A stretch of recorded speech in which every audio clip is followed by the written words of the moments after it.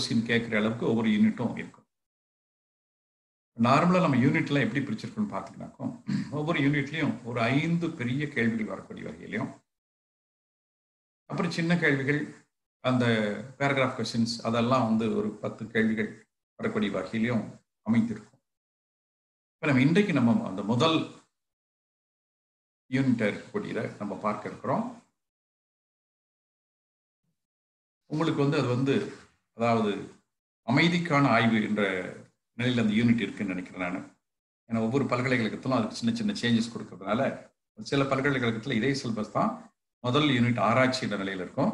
உங்களுக்கு வந்து அமைதிக்கான ஆய்வு என்ற நிலையில் அது இருக்குன்னு நினைக்கிறேன் நான். இந்த அழகுல நம்ம என்ன பார்க்க இருக்கோம்னாக்கும், இன்பம், துன்பம், அமைதி, பேரின்பம், இந்த 4 பற்றியும் சில விளக்கங்கள் பார்க்க இருக்கிறோம். அடுத்ததுக்கு துன்பம் எழ காரணங்கள் என்ன, உணர்ச்சி, குறுகிய மனம், இயற்கைக்கு மாறான பழக்கங்கள், அது கொஞ்சம் பார்க்க இருக்கிறோம்.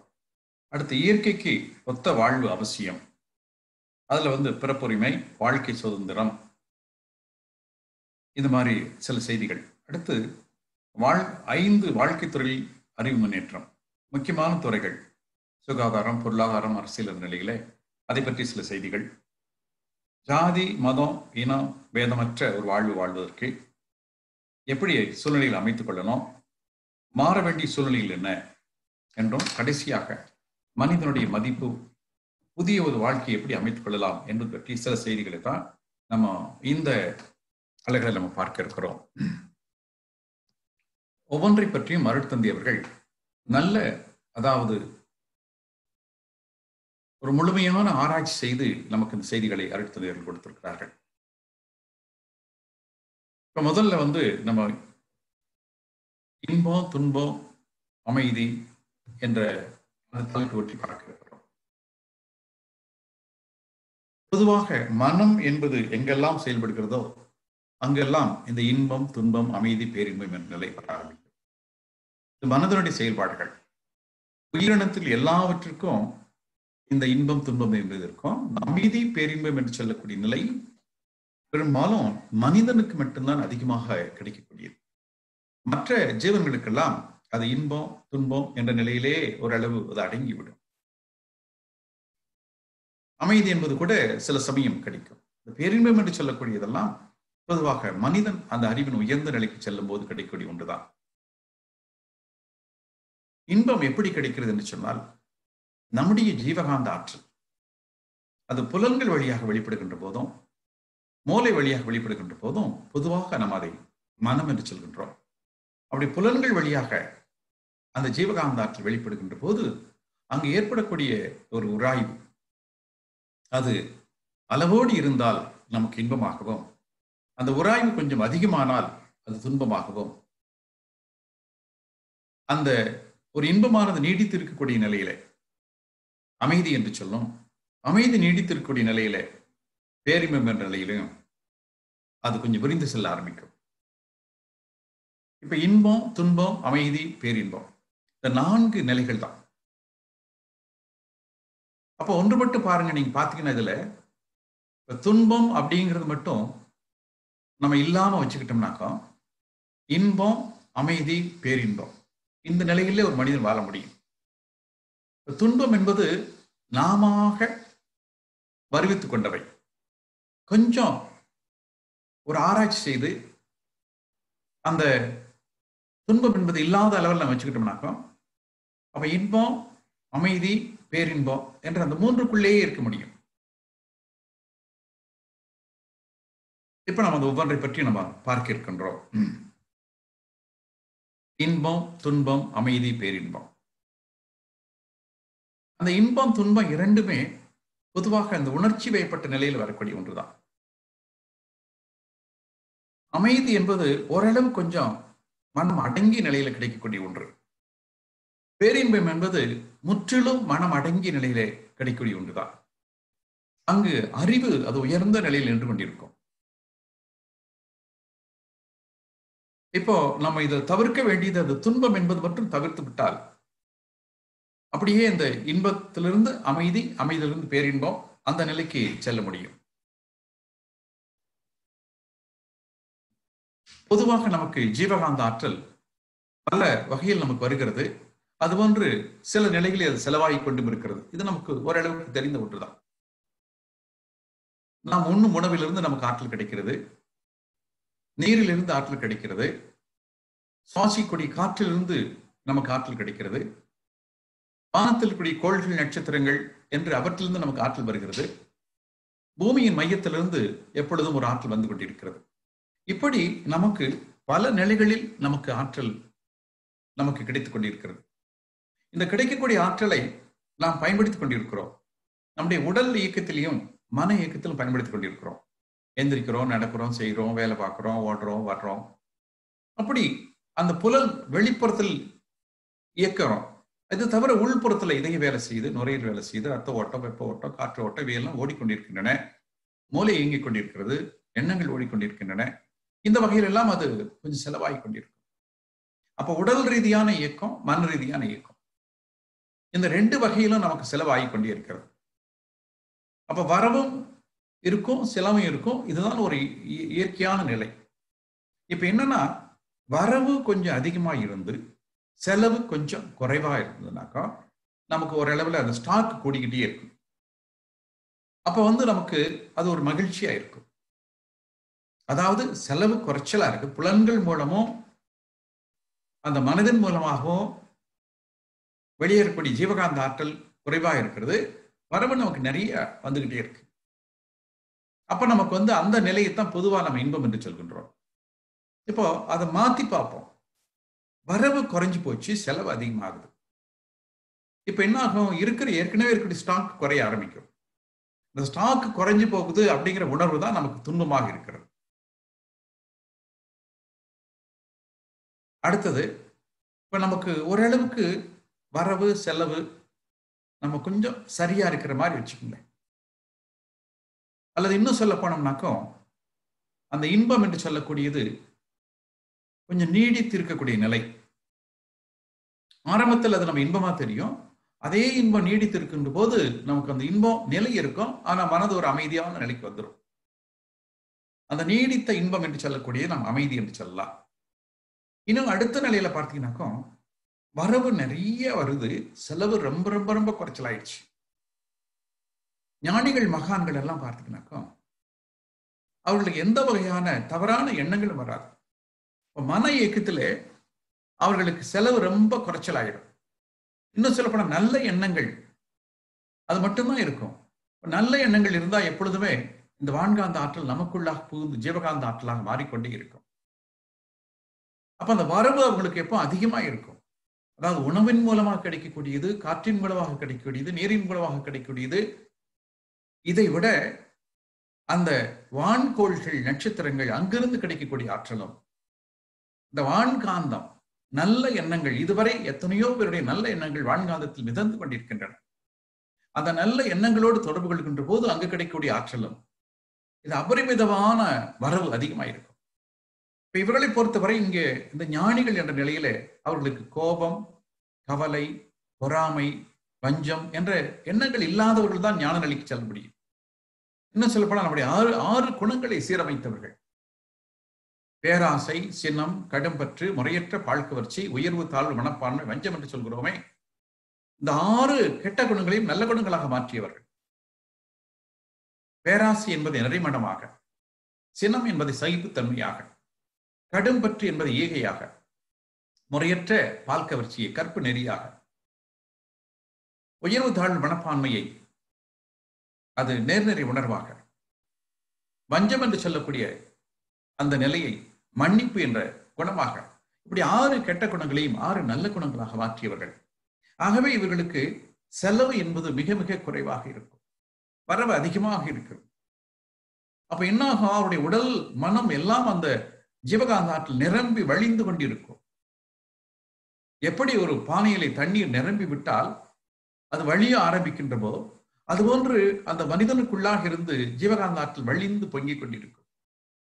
அது யார் அருகிலே சென்றாலும் சரி, அவர்களுக்கு அது ஒரு பகுதி தானாக கிடைக்கும்.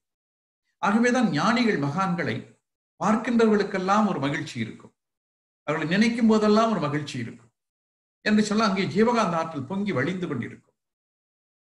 அப்படி அந்த நிலையைத்தான் ஒரு பேரின்ப நிலை என்று சொல்கின்றோம். அப்ப மனிதனுடைய அறிவு அந்த இறைநிலையோடு ஒன்று இருந்து பேரறிவாக இருக்கும். அந்த மனமானது அடங்கி நின்று அது பேராற்றலாக மாறி இருக்கும். அந்த நிலையைத்தான் அந்த கடைசிய பிளிஸ்ஃபுல் ஸ்டேட் எக்டஸ் என்றெல்லாம் சொல்கின்றோம். துன்பம் என்பது என்ன? இந்த இன்பம், துன்பம், அமைதி, பேரின்பத்துல துன்பம் தனியா நீங்க பாத்தீங்கன்னாக்கா, இன்பத்தின் அளவு முறை மாறும்போது ஏற்படுமோ பொருத்தமில்லா உணர்ச்சியே தான் இன்பத்தின் மறுபெயராம் துன்பமாயும் இரண்டின் அறிவின் அலைகளாயும் கண்டேன். பாருங்க, இது நுட்பமான செய்தி. நம்ம நல்லா அதை கவனிச்சு பார்க்கணும். இன்பத்தின் அளவின் முறை மாறும்போது ஏற்படும் ஒரு பொருத்தமில்லா உணர்ச்சி தான். இன்பம் தான் கொஞ்சம் அளவுக்கு அதிகமாகும். இப்போ நமக்கு பிடிச்ச ஒரு ஸ்வீட் நம்முடைய நண்பர் வாங்கிட்டு வராரு. உங்களுக்கெல்லாம் ரொம்ப பிடிச்ச ஸ்வீட்னு வச்சுங்களேன். வாங்கிட்டு வந்து கொடுக்குறாரு, 1 கிலோ வாங்கிட்டு வந்து கொடுக்குறாரு. நமக்கு ரொம்ப சந்தோஷம். ஏன்னா உங்களுக்கு பிடிச்ச ஸ்வீட் நண்பருக்கு தெரிஞ்சு வாங்கிட்டு வந்து கொடுக்குறாரு. உங்களுக்கும் ஸ்வீட் சாப்பிடலாம், ஒன்றும் சக்கரை வியாதியெல்லாம் கிடையாது, ஸ்வீட் சாப்பிடலாம். சரி, இப்போ நீங்க அவர் நண்பர் பேசிட்டு கொடுத்துட்டு போன பின்னாடி அதில் ஒரு ஸ்வீட் எடுத்து சாப்பிட்றீங்க, ரொம்ப நல்லா இருக்கு. நண்பருக்கு மனசுக்குள்ள ஒரு பாராட்டு சொல்லிட்டு, பரவாயில்ல எனக்கு பிடிச்ச ஸ்வீட் வாங்கிட்டு வந்தப்பான்னு சொல்லிட்டு என்ன பண்றோம், அன்னைக்கு வீட்டில் யாரும் ஆள் இல்லை. அப்படியே உட்காந்து ஒன்னொன்னா சாப்பிட்டு 1 கிலோ ஸ்வீட்டு சாப்பிட்டோம். இப்ப நினைச்சு பாருங்க, இந்த முதல் ஸ்வீட் சாப்பிடும் போது உங்களுக்கு எப்படி இருந்திருக்கும், இந்த கடைசி 1 கிலோ ஸ்வீட்டு மொத்தமா சாப்பிடும் போது என்ன ஆகும்? அந்த 1 கிலோ ஸ்வீட்டு சாப்பிட்ட பின்னாடி அடுத்த நாள் டிசென்ட்ரி வரும், வாமிட் வரும். கடைசியில் ஸ்வீட் சாப்பிடும்போது அது இனிப்பாவே தெரியாது. முதல்ல எப்படி இனிப்பா இருந்துச்சு, இனிப்பாவே தெரியாது. ஏன் இப்படி வருது? இப்ப அளவுக்கு அதிகமாகி போயிடுச்சு. அப்ப அந்த 1 ஸ்வீட் 2 ஸ்வீட்டோட நிறுத்திருந்தீங்கன்னாக்கா அந்த இன்பத்தை நல்லா அனுபவிச்சு அப்படியே இருக்கலாம். இப்ப நீங்க மொத்தமா ஆசைப்பட்டு சாப்பிடுறீங்க, கடைசியில் அது துன்பமா மாறுது. இது இப்ப நம்ம எல்லாம் கேள்விப்பட்டிருப்போம். அதாவது இந்த பொன் முட்டையிடும் வாத்து அப்படின்னு சொல்லி கேள்விப்பட்டிருப்போம். ஒரு வாத்து பொன் முட்டையிடுது. தினம் அந்த வாத்தோட சொந்தக்காரர் வந்து அதை எடுத்துக்கொண்டு வித்துட்டு நல்ல வாழ்க்கை சந்தோஷமா இருக்காரு, ரொம்ப ரொம்ப சந்தோஷமா இருக்கிறார். மற்றவங்களையெல்லாம் விட இவருக்கு ஒவ்வொரு நாளையும் ஒரு பொன் மூட்டைன்னா எவ்வளவு பணம் கிடைக்கும் பாருங்க. ஆனா அவருக்கு மனசு தாங்கல. இப்படியே ஒன்னொன்னா வந்துகிட்டு இருந்ததுனாக்க இது எப்பதான் நம்ம இன்னும் பெரிய கோடீஸ்வரன் ஆகுது. இப்ப மொத்தமா அந்த வார்த்தை அறுத்து பார்த்துட்டோம்னா எல்லா மூட்டையும் நமக்கு கிடைச்சிடல, ஒரே நாள் கொண்டு போட்டு பெரிய கோடீஸ்வரன் நினைக்கிறார். அப்படி வார்த்தை அறுக்கிறாரு, அங்க ஒண்ணுமே இல்லை. ஏன்னா இனிமேல் தான் அது உருவாகி ஒரு முட்டை வரணும். அந்த மாதிரி நாம் இன்பத்தை அளவு முறையோடு வைத்திருந்தால் அது இன்பம் நீடிக்கும், அது நீடித்து அடுத்தடுத்த நிலைக்கு செல்லும். ஆனால் அளவு முறை மாறுகின்ற போதுதான், மீறுகின்ற போதுதான் அங்கு வந்து அது நம்ம உடம்பு தாங்க மாட்டேங்குது, அது புலன்கள் தாங்க மாட்டேங்குது. அதான் ஒரு அந்த பொருத்தம் இல்லாத உணர்ச்சி தான் துன்பம் என்று சொல்கிறோம். 2 வயர்ல கரண்ட் போயிட்டே இருக்குது, அங்க போய் கடைசியில் ஒரு பல்ப் எரிஞ்சிட்டே இருக்கு. இப்ப இடையில இந்த 2 வயர் ஒட்டிக்கிச்சுன்னா என்ன ஆகும்? கரண்ட் அதிகமா செலவாகும், ஷார்ட் சர்க்கியூட் ஆயிடும். அப்ப கடைசியில போய் சேராது, வயர் வெந்து போயிடும். அந்த மாதிரி தான் நாம வந்து எந்த இடத்துல நாம் அளவு முறை மீறுகிறோமோ அங்கு நமக்கு துன்பங்கள் தொடர ஆரம்பிக்கிறது. அப்ப அளவோடு இன்பத்தை அனுபவித்து வந்தால் அந்த துன்பம் என்ற ஒரு பகுதியே வராது. இதை நல்லா கொஞ்சம், இன்பத்தின் அளவு முறை மாறும்போது ஏற்படுமோ பொருத்தமில்லா உணர்ச்சியே தான் இன்பத்தின் மறுபெயராம் துன்பமா. இதை மட்டும் நம்ம நல்லா மனசுல வச்சுட்டு இருந்தா போதும். எல்லாத்துக்கும் ஒரு அளவு முறை வச்சுக்கலாம். பொதுவா மகிழ்ச்சி அவர்கள் சொல்வார்கள் 5 அளவு முறை என்று சொல்லி, உணவு, உறக்கம், உழைப்பு, இந்த புலன்கள் மூலம் அனுபவிக்கக்கூடிய இன்பங்கள், எண்ணம், இந்த 5லும் எல்லாத்துலயும் அளவு முறை வேணும். இந்த 5ல ரொம்ப ரொம்ப வேணும். ஏன்னா இந்த 5 தான் பெரிய பாதிப்பை கொடுக்கக்கூடியது. அப்ப இந்த 5லும் அளவு முறை காத்தால் ஒரு மனிதன் ஜீவகாந்த ஆற்றல் பெருக்கத்தோடு இருக்க முடியும். வாழ்க்கையில் பல துன்ப நிகழ்ச்சிகள் வராமல் தடுக்க முடியும். ஆகவே இதை மட்டும் நம்ம கொஞ்சம் வச்சுட்டோம், அளவு முறை மட்டும் வச்சுட்டா போது. எல்லாத்துலயும் ஒரு அளவு முறை, எல்லா வாழ்க்கையில் நமக்கு தேவைனாக்கும் அது ஒவ்வொன்றுக்கும் ஒரு அளவு முறை வச்சு, இது போதும், இது போதும், இது போதும். போதும் என்ற மனமே பொன் செய்யும் மருந்து. நம்ம ஒரு நாளைக்கு ஒரு 10 முறை நீங்க உங்க மனசுக்குள்ளே எனக்கு போதும் போதும் போதும்னு சொல்லி பாருங்க, எவ்வளவு சந்தோஷமா இருக்குன்னு பாருங்க. ஒவ்வொரு நிகழ்ச்சியிலையும் போதும், எனக்கு போதும் போதும் போதும் என்று மனதுக்குள் சொல்லி பாருங்க. அது எவ்வளவு இன்பத்தை கொடுக்கக்கூடியதாக இருக்கும். சரி, அடுத்தது, துன்பம் வருவதற்கு வேற என்ன காரணங்கள்? ஒன்று, நாம் இன்பத்தை அதிகமாக அனுபவிக்கிறோம், அது புலன்கள் தாங்க முடியாத நிலையிலே அது துன்பமாக இருக்கிறது. அது தவிர மனதளவில் வரக்கூடிய துன்பங்கள் எல்லாம் பாருங்க எப்படி. எதிர்பார்ப்பு, ஏமாற்றம், இப்படி எல்லாம் வரணும் எதிர்பார்க்கிறோம். அதாவது நீங்கள் ஒரு திட்டம் இடுவது, சமுதாயத்தை புரிந்து கொள்வது, உடைய அனுபவங்களை பயன்படுத்திக் கொள்வது, அதுவெல்லாம் நியாயமானதான். ஆனால் ஒரு அறிவுபூர்வமான ஒரு திட்டமிடாமல் நீங்கள் ஏதோ மனம் போன போக்கில் எதிர்பார்த்தால் எப்படி அது நடக்கும்? ஒவ்வொரு மனிதனுக்கும் உரிமை இருக்கிறது, சுதந்திரம் இருக்கிறது, வாழக்கூடிய தன்மை இருக்கிறது, பண்புகளில் வேறுபாடு இருக்கிறது. அப்ப நாம் நினைக்கிறபடியே எல்லாரும் இருப்பாங்கன்னு எப்படி சொல்ல முடியும்? அது மகரிஷி அவர்கள் அழகா சொல்லுவாங்க. நீங்க ஒரு குள்ளாய் தைச்சு வச்சுக்கிட்டு உங்க தலைக்கு கரெக்டா தைச்சு வச்சுட்டீங்க, இது கொண்டு எல்லாரும் தலைக்கும் போட்டு பார்த்தா ஒத்துக்குமா? ஒவ்வொரு தலையும் வித்தியாசமா இருக்கும். அதனால எல்லாரும் தலைக்கும் அது ஒரே மாதிரி இருக்குன்னு சொல்ல முடியாது. அதனால என்னன்னாக்கா, ஒவ்வொருவருக்கும் உரிமை இருக்கிறது, சுதந்திரம் இருக்கிறது, அவர்கள் வாழ்ந்த அந்த நிலையிலே அந்த பண்புகள் குணத்தில் வேறுபாடு இருக்கும். அப்ப இதையெல்லாம் நாம ஒரு கணக்கில் எடுத்துக்கணும், அனுசரிச்சு தான் போகணும். நம்ம எதிர்பார்த்தபடியே ஸ்ட்ரிக்டா இருக்கணும், 100க்கு 100 வரணும் என்று பார்க்க முடியாது. சரி, பிறருடைய தலையிட்டால், ஏன்னா நம்ம தனி மனிதனாக வாழவில்லை, ஒரு சமுதாயமாகத்தான் வாழ்கிறோம். இன்னும் தனி மனிதனா நம்மளால வாழ முடியாது. இப்போ ஒரு வீட்டுல இருக்கிற நாய் கொண்டு காட்டுலீங்க விட்டுட்டு வந்துட்டீங்கன்னா அது பாட்டுக்கு இது கிடைக்கிறத வச்சுட்டு வாழ ஆரம்பிக்கும். ஆனா ஒரு மனுஷனை கொண்டு போய் மனிதனே இல்லாத ஒரு இடத்துல விட்டா எப்படி நினைச்சு பாருங்க. அவனுக்கு அங்க என்னதான் காய்கறி பழங்கள் எல்லாம் அந்த இதுல இருந்தா கூட அவனால எத்தனை நாளைக்கு சந்தோஷமா இருக்க முடியும்? சண்டை கட்டிட்டு இருந்தாலும், சங்கடங்கள் இருந்தாலும் இந்த மனித சமுதாயத்தோடு தான் சேர்ந்து வாழ முடியும். இந்த மனித சமுதாயம் தான் நம்முடைய வாழ்க்கைக்கு காரணமா இருக்குது. அப்படி இருக்கின்ற போது சில சமயம் மற்றவர்களுடைய சில ஈடுபாடுகள் நம்முடைய வாழ்க்கைக்கு முரண்பாடா தெரியும். அப்ப நம்ம அங்க அதற்காக அதுக்கு கோபம், கவலை, பொறாமை, வஞ்சம் என்று சொல்லி அந்த நெகட்டிவா போகாம அந்த ஞானிகள் காட்டிய வழிப்படி விட்டு கொடுத்தல், தியாகம் செய்தல், சகித்துக் கொள்ளுதல், அன்போடு இருத்தல், கருணையோடு இருத்தல், நமக்கு துன்பம் செய்தவர்களுக்கும் நம் மறந்து விட்டு அவர்களுக்கும் நம்ம உதவி செய்தல், இன்னா செய்தாரை ஒருத்தல் அவர்னான நன்மையும் செய்து விடல் என்று சொல்கிறார்கள். துன்பம் செய்தவர்களுக்கும் நம்ம ஏதோ ஒரு வகையில் அவர்களுக்கும் ஒரு உதவி செய்வது என்று நல்ல பண்புகளை வளர்த்துக் கொண்டால் நமக்கு இதையெல்லாம் சுலபமா சமாளித்துக் கொள்ளலாம். மனிதனுக்குள்ள இறைவன் வச்சிருக்கிற ஒரு அற்புதம் பார்த்தீங்கன்னா கருமையம். கருமையம்ங்கிறது என்ன? ஒரு மனிதனுடைய எல்லா எண்ணங்களும் அனுபவங்களும் அறிந்து இருக்கக்கூடிய ஒரு பெட்டகம் தான் கருமையம். இந்த பிறவியில் நம்ம செஞ்சது, போன பிறவி, அதுக்கு முன்னாடி இதுவரை நம்ம 1,00,000 பிறவி பிறந்திருக்கும் என்று சொன்னால் அந்த 1,00,000 பிறவியிலும் செய்த அந்த அத்தனை செயல்களுடைய அனுபவம் அங்கு பதிவாகி இருக்கும். அதில் இல்லாத செய்திகள் எதுவுமே இருக்க முடியாது. அதில் இருக்கக்கூடிய செய்திகள் தான் நமக்கு மூளைக்கு வருகின்ற போது நம்முடைய குணங்களாக, வாழ்க்கையாக மாறிக்கொண்டிருக்கிறது. அதுவும் எல்லா செய்தியும் நம்முடைய மூளைக்கு வராது. ஒரு சில செய்திகள் தான் சந்தர்ப்பத்துக்கு ஏற்ற நிலையில வரும். பொதுவா நம்ம பார்த்தீங்கன்னாக்கா, நம்ம பார்க்கக்கூடியது, கேட்கக்கூடியது எல்லாமே ஒரு செய்திகளாக சென்று மூளைக்கு போகும், மூளையிலிருந்து நம்முடைய கருமையத்திற்கு போகும். மூளையில் இருக்கக்கூடிய செய்திகள் எல்லாம் நம்ம பிறந்ததுல இருந்து இன்னைக்கு வரைக்கும் இருக்கக்கூடிய செய்திகள் தான் அதிகமா மூளையில் இருக்கும். ஆனா கருமையத்துல பிறக்கிறதுக்கு முன்னாடி இந்த செய்திகள் எல்லாம் கருமையத்துல இருந்துகிட்டே தான் இருக்கும். அப்ப கருமையத்தில் எல்லா செய்திகளும் இருக்கிறது. இந்த கருமையத்தில் இருக்கக்கூடிய செய்திகள், மூளையில் இருக்கக்கூடிய செய்திகள், இதுதான் மறுபடியும் நம்ம வாழ்க்கையை மாறிக்கிட்டே இருக்கும்.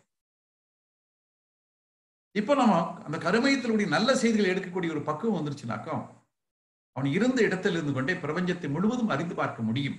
அவ்வளவு செய்திகள் அந்த கருமையத்தில் இருக்கிறது. நம்ம பெரும்பாலும் இந்த கருமையத்தினுடைய செய்திகளை அதிகமா பயன்படுத்துறது இல்லை. ஏதோ மேல் போக்கா இந்த மூலையில் கூடிய செய்திகளை மட்டும் சில செய்திகளை பயன்படுத்திட்டு அப்படியே வாழ்க்கையை ஓட்டிட்டு போயிடும். ஆனா கண்டிப்பா இன்னும் நாம் பயன்படுத்தாத செய்திகள் நிறைய நம்மகிட்ட இருக்கு. ஆனா மனிதன் ஏன் இங்க கருமையத்துக்கு போக முடியறதில்லை? பெரும்பாலும் மனிதனுடைய இந்த உணர்ச்சி வயப்பட்ட நிலை, புலன்கள் மூலமாகவே மனிதன் வாழ்கிறான். அதாவது உணர்ச்சி, புலன்கள் மூலமாக வரக்கூடிய அந்த உணர்ச்சிகள், அந்த இன்பத்தை அனுபவிக்க வேண்டும் என்ற வேகம், அது கொஞ்சம் குறைஞ்சி அறிவு, அதன் மூலமாக வரக்கூடிய மகிழ்ச்சி, இன்பம், அதை அனுபவிக்க ஆரம்பிக்கணும்.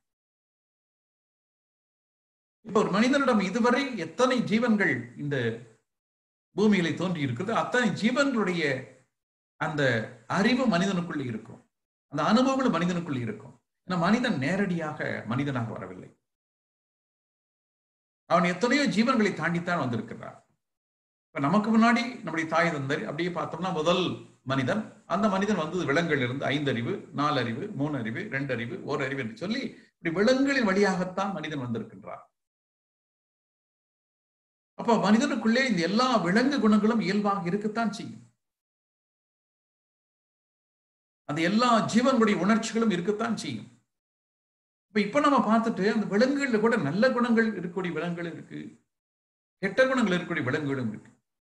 ஒரு நன்றி உணர்வுன்னு சொன்னா நம்ம எல்லாரும் நாய் தான் சொல்றோம், வேற யாரையும் மனிதனு கூட சொல்றது இல்லை. நன்றின்னு சொன்னா நாய் தான் சொல்றோம். அது மாதிரி ஒரு கூடி வாழக்கூடிய உணர்வு என்று சொன்னா நம்ம பார்க்கிறோம், எறும்புகளை பார்க்கிறோம், காகத்தை பார்க்கிறோம். இதெல்லாம் அந்த கூடி வாழக்கூடிய தன்மை காட்டக்கூடியதாக இருக்கிறது. அப்படி விலங்குகளில் எத்தனையோ நல்ல குணங்களும் இருக்கின்றன, வேண்டாத குணங்களும் இருக்கின்றன. அப்ப மனிதன் ஒரு அறிவுபூர்வ சிந்திக்கூடிய நிலை இருப்பதால் அவன் தனது நல்ல குணங்களை கூட்டிக் கொள்வதற்கும் வேண்டாத குணங்களை குறித்துக் கொள்வதற்கும் ஒரு முயற்சி வேண்டும். முயற்சி எடுக்கக்கூடிய ஒரு உரிமை மனிதனுக்கு இருக்கிறது, அது வெற்றி அடையக்கூடிய தன்மையும் மனிதனுக்கு இருக்கிறது. மற்ற விலங்குகளுக்கெல்லாம் அது முயற்சி எடுக்கக்கூடியதும் கிடையாது, அது வெற்றி என்பதும் கிடையாது. அது இயல்பாக அந்த இறை நியதியின்படி என்ன திட்டமிட்டு இருக்கிறதோ அப்படிதான் செய்யும், மாற்றி தெரியாது. ஆனா மனிதன் அப்படி இல்லை. மனிதன் தனது அறிவின் மூலமாக சிந்தனை செய்து அந்த துன்பங்கள் வரக்கூடியதெல்லாம் குறைத்துக் கொள்ள முடியும். எது இன்பமோ அதை மட்டும் அந்த மனிதனாலே கூட்டிக் கொள்ள முடியும். சரி, ஒவ்வொருடைய வாழ்விலும் உணர்ச்சிகளும் ஆராய்ச்சியும் எப்போதும் போட்டி போட்டுக் கொண்டே இருக்கின்றன. சில சமயம் உணர்ச்சிகள் வென்று விடுகின்றன, சில சமயம் ஆராய்ச்சிகள் வென்று விடுகிறது. அதைத்தான் மகிழ்ச்சிகள் சொல்கின்ற போது மனிதன் பழக்கத்திற்கும் விளக்கத்திற்கும் இடையிலே போராடி கொண்டிருக்கக்கூடிய ஒரு ஜீவன் என்று சொல்வார். பழக்கம் இதுவரைக்கும் வந்தது அப்படியே திரும்பி திரும்பி அதான் செய்ய சொல்லும். ஆனா விளக்கு அது நல்லதுன்னு தெரியுது, இப்படி செஞ்சா நல்லா இருக்குன்னு அறிவு சொல்லுது. ஆனாலும் மறுபடியும் அந்த பழக்கத்தின்படி மனிதன் வாழ ஆரம்பிச்சிடறான். இங்கதான் மனிதன் கொஞ்சம் சுதாரிப்பா இருந்தா, அந்த விளக்கத்தின்படி வாழ ஆரம்பித்தால் ஒவ்வொரு நாளும் புது மனிதனாக இருப்பான். சாதனைகளை செய்ய முடியும் அவனால. பெரும்பாலும் மனிதன் பழக்கத்துக்கு அடிமைப்பட்டு கிடப்பதால் அந்த புதுசுக்கு போறதே இல்லை. ஆனா மனிதனால முடியும்.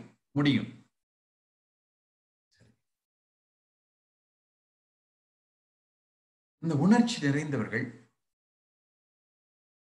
இவங்களை நல்வழிப்படுத்த வேண்டும் என்பதற்காக அறிஞர்கள் எல்லாம் பல சிந்தனைகளை கொடுத்து மாற்றுகிறார்கள். பரட்டந்தை வேதாத்திரி மகிழ்ச்சியர்கள் நமக்கெல்லாம் தியானம் செய்யக்கூடிய முறையும், அகத்தாய்வு செய்யக்கூடிய முறையும், காயல் பயிற்சி செய்யக்கூடிய முறையும் எல்லாவற்றையும் கொடுத்திருக்கிறதால எத்தனை பேருடைய வாழ்க்கையிலே மாற்றம் இருக்கிறது பாருங்க. இல்லைன்னா ஒரு சாதாரண மனிதராக இருந்திருப்பார். நம்மளாம் எங்க போய் ஆன்மீகத்தை நினைச்சு சிந்திக்க போறோம்? இந்த சுத்த வெளிதான் தெய்வம் என்பதை நம்ம எங்க எந்த காலத்துக்கு நமக்கு புரிஞ்சிருக்க போறோம்? அப்ப ஒரு சாதாரண மனிதனுடைய வாழ்க்கையில பெரியவர்கள் ஞானிகள் எல்லாம் அவருடைய ஆழ்ந்த சிந்தனையின் மூலமாக பல நல்ல கருத்துக்களை கொடுக்கிறார்கள். அந்த வாழ்க்கையில் சாதாரண மனிதனுடைய வாழ்க்கையிலே ஒரு மாற்றம் வருகிறது. இப்ப சாதாரணமா எல்லா மனிதரும் கொஞ்சம் உணர்ச்சி வேகக்கூடியவர்கள் தான். கோபம், கவலை, பொறாமை, வஞ்சம், இந்த 6 குணங்கள் இருக்கக்கூடியவர்கள் தான். ஆனா இது போல ஞானிகள் நல்ல விஷயங்களை சொல்கின்ற போது அவர்களை பார்க்கின்றோம். அந்த ஜீவகாந்த சக்தியோடு கலக்கின்ற போது நமக்கும் அது போல இருக்கக்கூடிய ஒரு பக்குவம் கிடைக்கிறது. இப்போ இந்த ஞானிகளுக்கு கொடுக்கக்கூடியதெல்லாம் பார்த்தீங்கன்னாக்கோ இது ஏதோ நம்முடைய சுதந்திரத்தை குறைக்கிறது இல்லை, இன்னும் நம்முடைய வாழ்க்கையை முறைப்படுத்திக் கொள்வதுதான். அப்ப இந்த கட்டுப்பாடுகள் எல்லாம் அந்த சுதந்திரத்தை பாதுகாப்பு, நமக்குன்னு ஒரு சுதந்திரம் இருக்கு. அந்த சுதந்திரத்தை பாதுகாக்கணும்னு சொன்னாக்கோ நம்ம மற்றவங்களுடைய எல்லைக்கு போகக்கூடாது. ஒரு நாய் கூட அது படுத்து தூங்கிட்டு இருக்குது, லேசா அரக்கண் விழிப்போடு இருக்குன்னு வச்சுக்கல. நம்ம அப்படி நடந்து போகும்போது அந்த வழியில் இருக்குனாக்கா நீங்க அங்கிருந்து ஒரு 4 அடி 5 அடி தள்ளி ஒதுங்கி போயிருங்க, அது ஒன்றும் செய்யாது. அது வாட்டு படுத்திருக்கோம், நீங்க வாட்டு போயிடலீங்க. ஆனா அது பக்கத்துல போய் கால் வச்சீங்கன்னா தான் அது ஒரு பார்வை பார்க்கும், மறுபடியும் நெருங்கினீங்கன்னா கடிக்க ஆரம்பிக்கும். ஏன்னா அதனுடைய எல்லைக்குள்ள நம்ம போறோம். அந்த எல்லைக்குள்ள போகும்போது அது தனக்கு ஆபத்து வருதுன்னு நினைச்சு துன்பம் கொடுக்க ஆரம்பிக்குது. உண்மையிலேயே நம்ம சுதந்திரம் நமக்கு நம்ம சுதந்திரமான வாழ்க்கை வாழணும்னாக்கும் என்னன்னா, பிறருடைய சுதந்திர எல்லைக்குள்ளே நம்ம நுழையக்கூடாது. பிறருடைய சுதந்திர எல்லையில நம்ம நுழைஞ்சோம்னா என்ன ஆகும்? நம்மளுடைய சுதந்திரம் அடிபட்டு போயிடும். நாய்க்கு பக்கத்துல போய் காலை வச்சுட்டு அப்புறம் நாய் கடிக்குதுன்னு சொன்னா கடிக்காம என்ன செய்யும்? அது கடிக்கத்தான் செய்யும். ஏன்னா அதனுடைய எல்லைக்குள்ள நீங்க போயிட்டீங்க. நீங்க பாட்டு ஒரு 5 அடி ஒதுங்கி போயிருந்தீங்கன்னா அது பாட்டு படுத்துருக்கு, அது ஒன்றும் செஞ்சிருக்காது, ஒன்றும் பண்ணியிருக்காது. மனிதனுக்கு எப்பவுமே அடுத்தவங்களுடைய சுதந்திர எல்லைக்குள்ள நுழைஞ்சு பார்க்கணும்னு ஆசையா. அதனாலதான் நீ பல துன்பங்கள் வருகிறது. அப்ப ஒவ்வொருத்தருக்கும் ஒரு எல்லை இருக்கும், அந்த எல்லைக்குள்ள போகாம இருக்கணும். அப்ப ஏன் பெரியவர்கள் இப்படி ஒரு கட்டுப்பாடு வச்சிருக்காங்க நம்ம அப்படின்னாக்கும், ஒவ்வொரு மனிதனும் அவன் சுதந்திரத்தை அனுபவிக்கணும். அவன் ஏழையா இருந்தாலும் பணக்காரரா இருந்தாலும் அவனுக்குன்னு ஒரு சுதந்திரமான இருக்கு, ஒரு மகிழ்ச்சியான இருக்கு, அதை அனுபவிக்கணும்.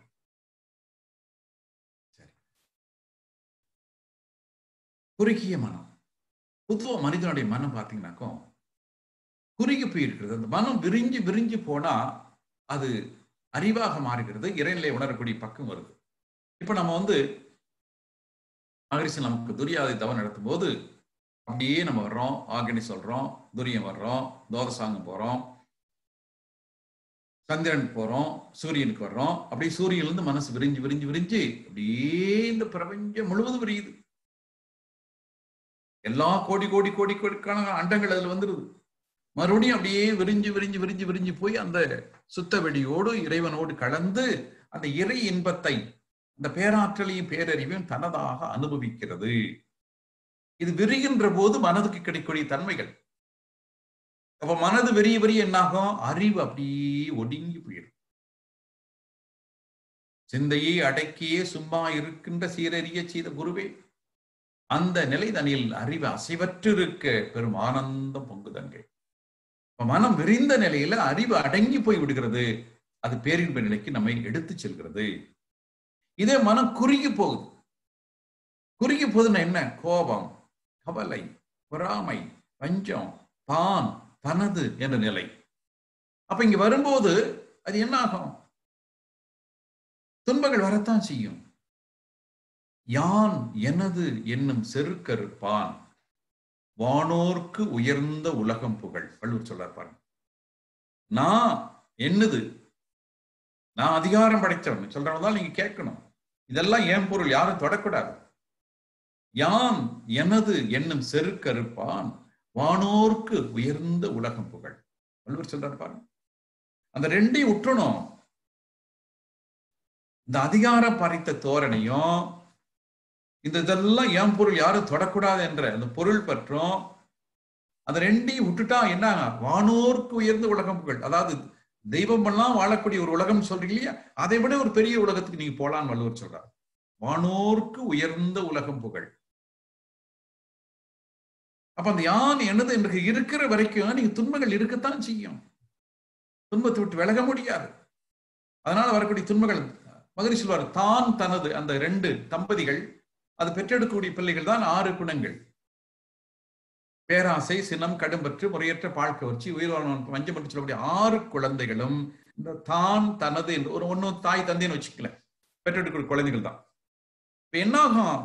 நாளைக்கு இந்த 6 குணங்கள் வந்தா என்னாகும்? 5 வகை பழிச்சைகள், கொலை, களவு, கற்பழிப்பு, சூது, வஞ்சம் என்று சொல்லக்கூடிய 5 பழிச்செயல்களும் வரத்தான் செய்யும். இது அதனுடைய தொடர்ச்சியாக வரக்கூடியது. அப்ப இது உடனும், அந்த தான் தனது என உடனும். அதை உடுற வரைக்கும் ஒரு மனுஷனுக்கு துன்பம் இருக்குத்தான் செய்யும். பற்றிவிடா இடும்பைகள்,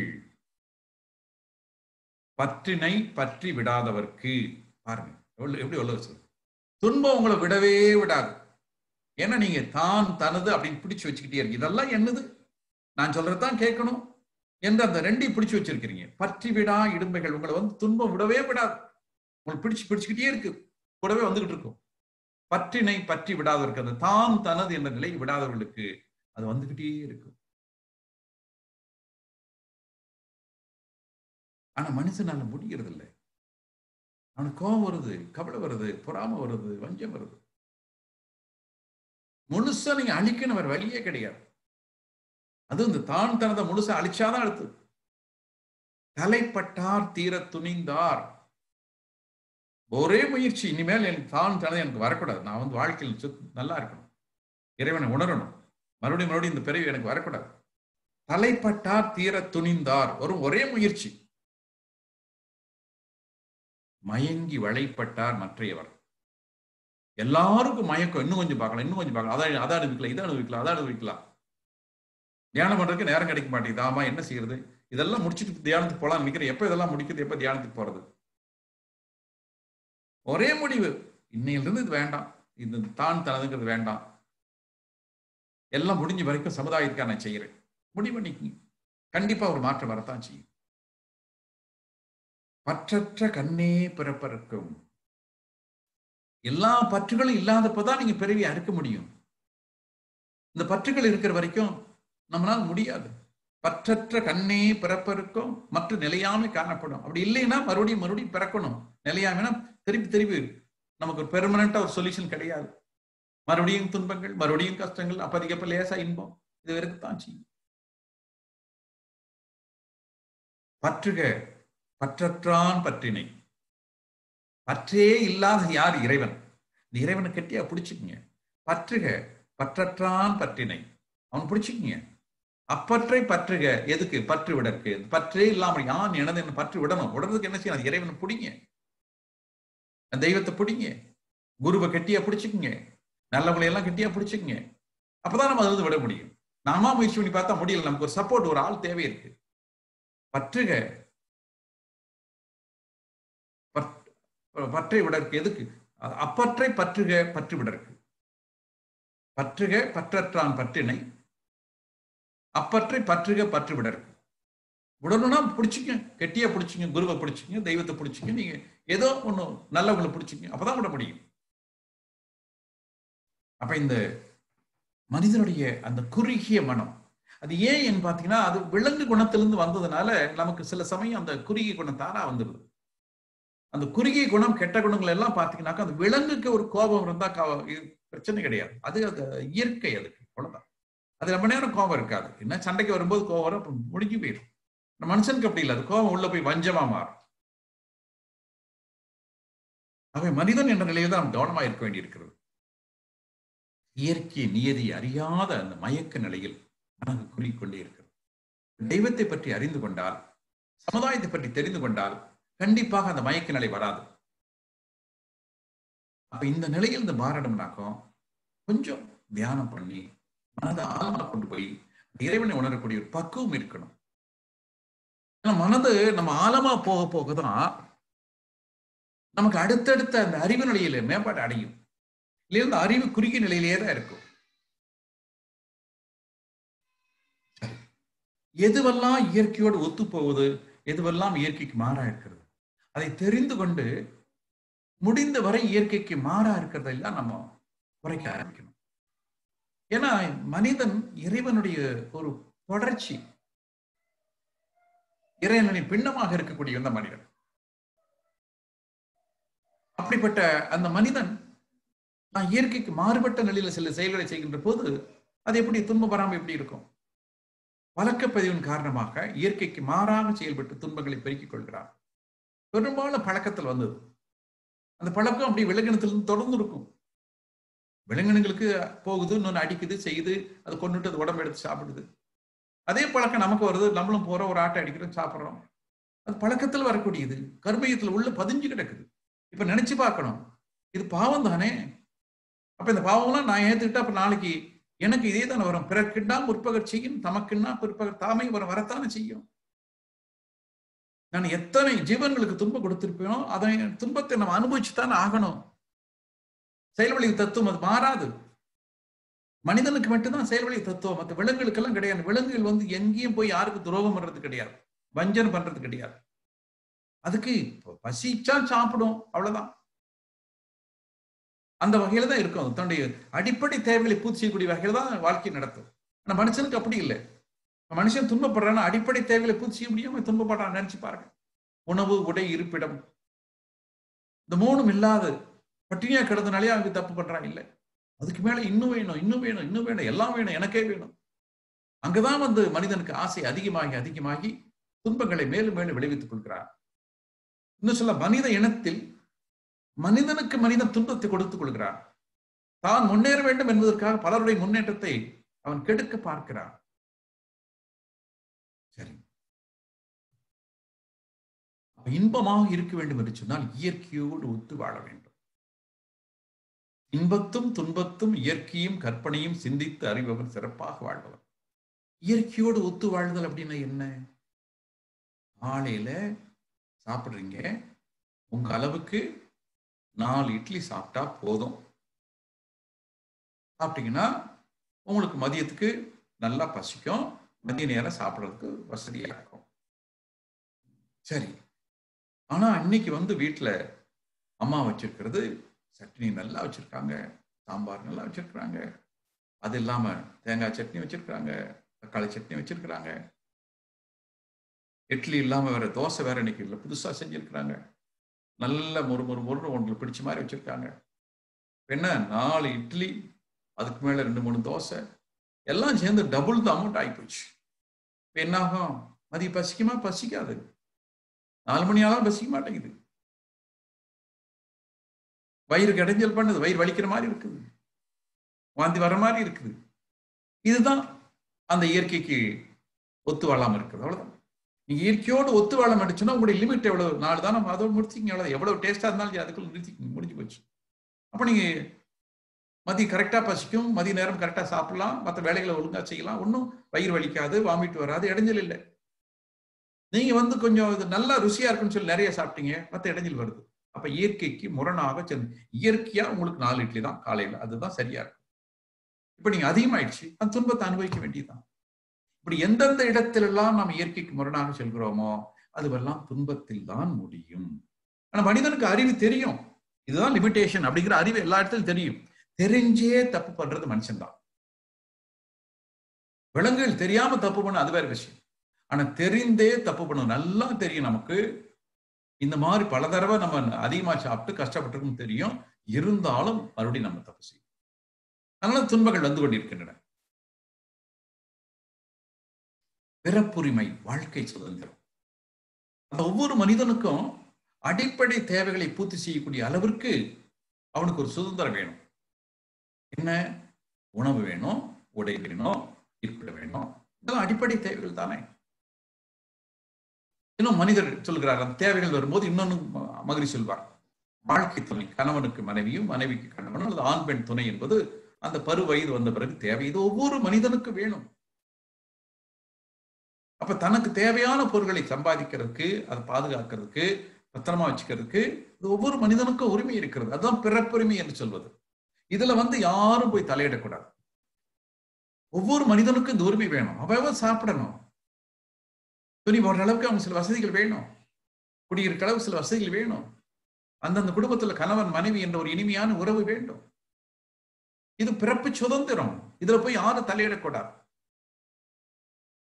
அப்ப இந்த உரிமை, இதுக்கு ஒரு தடையற்ற வாய்ப்பு தான் சுதந்திரம் என்பது. சுதந்திரம் என்பது என்ன? ஒவ்வொரு மனிதனின் அடிப்படை தேவைகளை அவன் பூர்த்தி செய்து கொள்வதற்கு அவனுக்கு ஒரு முழுமையான ஒரு பாதுகாப்பு வேண்டும்.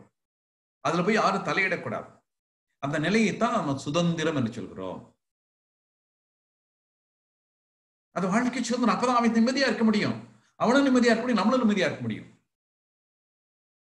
அவன் சாப்பிட்டுட்டு போய் பிடுங்கிட்டாலோ அல்லது அவனுக்கு வேண்டிய அந்த உழைப்பில் வரக்கூடிய சேர்லினாலோ அது துன்பங்கள் வரத்தானே செய்யும், அது நம்மை பாதிக்கத்தானே செய்யும். அப்ப அடிப்படை தேவைகள் பூர்த்தி செய்யப்பட வேண்டும். அதுதான் பிறப்புரிமை என்று சொல்வது. அதை நிறைவேற்றுவதற்கு யாரும் சமுதாயத்தில் அது தடையா நிற்கக்கூடாது. இப்ப நீங்க பாருங்க, ஒரு 5 நிலைகளில் மகரிஷி அவர்கள் இந்த உலக அமைப்பு, இந்த வாழ்க்கை செயல்பாடுகளை பிரித்து அதுல நல்லா இருந்தாவே ஒரு மனிதனுடைய வாழ்க்கை சரியாக இருக்கும் என்று பிரித்திருக்கிறது. பொருளாதாரம், சுகாதாரம், கல்வி, விஞ்ஞானம், அரசியல். இதுதான் ஒரு முக்கியமான துறைகள். இந்த முக்கியமான துறைகள், இந்த 5லும் ஒரு நல்ல ஈடுபாடும் ஒரு சமமான தன்மைகளும் தெய்வ ரீதியான அந்த இயற்கை முறையோடு இருக்கக்கூடிய நிலையும் அமைந்து விட்டால் மனிதர்கள் எல்லாமே நல்ல ஞானிகளாக தெய்வத்திற்கு சமமாக உயர்ந்து விடுவார்கள். நம்ம ஒவ்வொன்றும் பத்தி பார்க்கலாம். பொருளாதாரம். பொருளாதாரம் மனித வாழ்க்கைக்கு ரொம்ப முக்கியமானது. அத்தியாவசிய தேவைகள், உணவு, உடை, இருப்பிடம், இது எல்லாருக்கும் வேணும். அதுக்கு எப்படி? பொருளாதாரம் தான் வேணும். பொருளாதாரத்தை எப்படி சம்பாதிக்கணும், உழைக்கணும். அந்த உழைப்பு உடல் உழைப்பாக இருக்கலாம், மூளை உழைப்பாக இருக்கலாம். ஒரு ரோடு போடுறாங்க, மரம் வெட்டுறாங்க, ஒரு சுரங்கத்தில் இறங்கி வேலை செய்யறாங்க, இதெல்லாம் உடல் உழைப்பு. அதன் மூலம் வரக்கூடிய அந்த ஊதியத்தை வச்சு செய்யணும். மூளை உழைப்பு, ஒரு ஆசிரியர் மாணவருக்கு சொல்லிக் கொடுக்கிறார், பேங்க்ல வேலை செய்யறாங்க, விஞ்ஞானிகள் இருக்கிறாங்க, எழுத்தாளர்கள் இருக்கிறாங்க, ஞானிகள் இருக்கிறார்கள். இதெல்லாம் அதிகமா மூளைக்கு வேலை, அங்க உடம்புக்கு அதிகமா வேலை இல்லை. அப்ப ஒன்று உடல் உழைப்பா, அதன் மூலம் வரக்கூடிய வருமானம், அல்லது அடுத்தது மூளை உழைப்பு வரக்கூடிய இந்த வருமானத்தை வைத்துக் கொண்டு நாம் நமக்கு வேண்டியதெல்லாம் உணவு, உடை, இருப்பிடம் இதெல்லாம் சரி செய்யணும். அப்படி வரக்கூடிய அந்த வருமானத்தை பத்திரமா பாதுகாத்து வைக்கிறோம். அனாவசிய செலவு இல்லாம நம்ம சிக்கனமா செலவழிக்கணும். வருமானம் நிறைய இருக்கணும், அதுல கொஞ்சம் சேவிங்ஸ் பண்ணணும். உற்பத்தி செய்தல், சேமித்தல், பாதுகாத்தல், நிரப்புதல், அனுபவித்தல், இதெல்லாம் சேர்ந்த நிலையைத்தான் நம்ம வந்து ஒரு பொருளாதாரம் என்று சொல்கின்றோம். அப்ப அத்தியாவசிய தேவைகளை பூர்த்தி செய்யக்கூடிய அளவுக்கு ஒரு மனிதனுக்கு பொருள் வேண்டும். பொருள் இல்லார்க்கு இவ்வுலகம் இல்லாகி அங்கு வள்ளுவர் சொல்றார். அதுக்கு முன்னாடி சொல்ற அருள் இல்லார்க்கு அவ்வுலகம் இல்லை.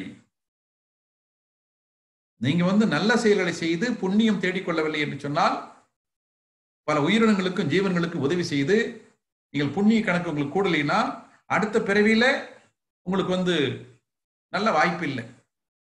அருள் இல்லார்க்கு அவ்வுலகம் இல்லை, பொருள் இல்லார்க்கு இவ்வுலகம் இல்லை.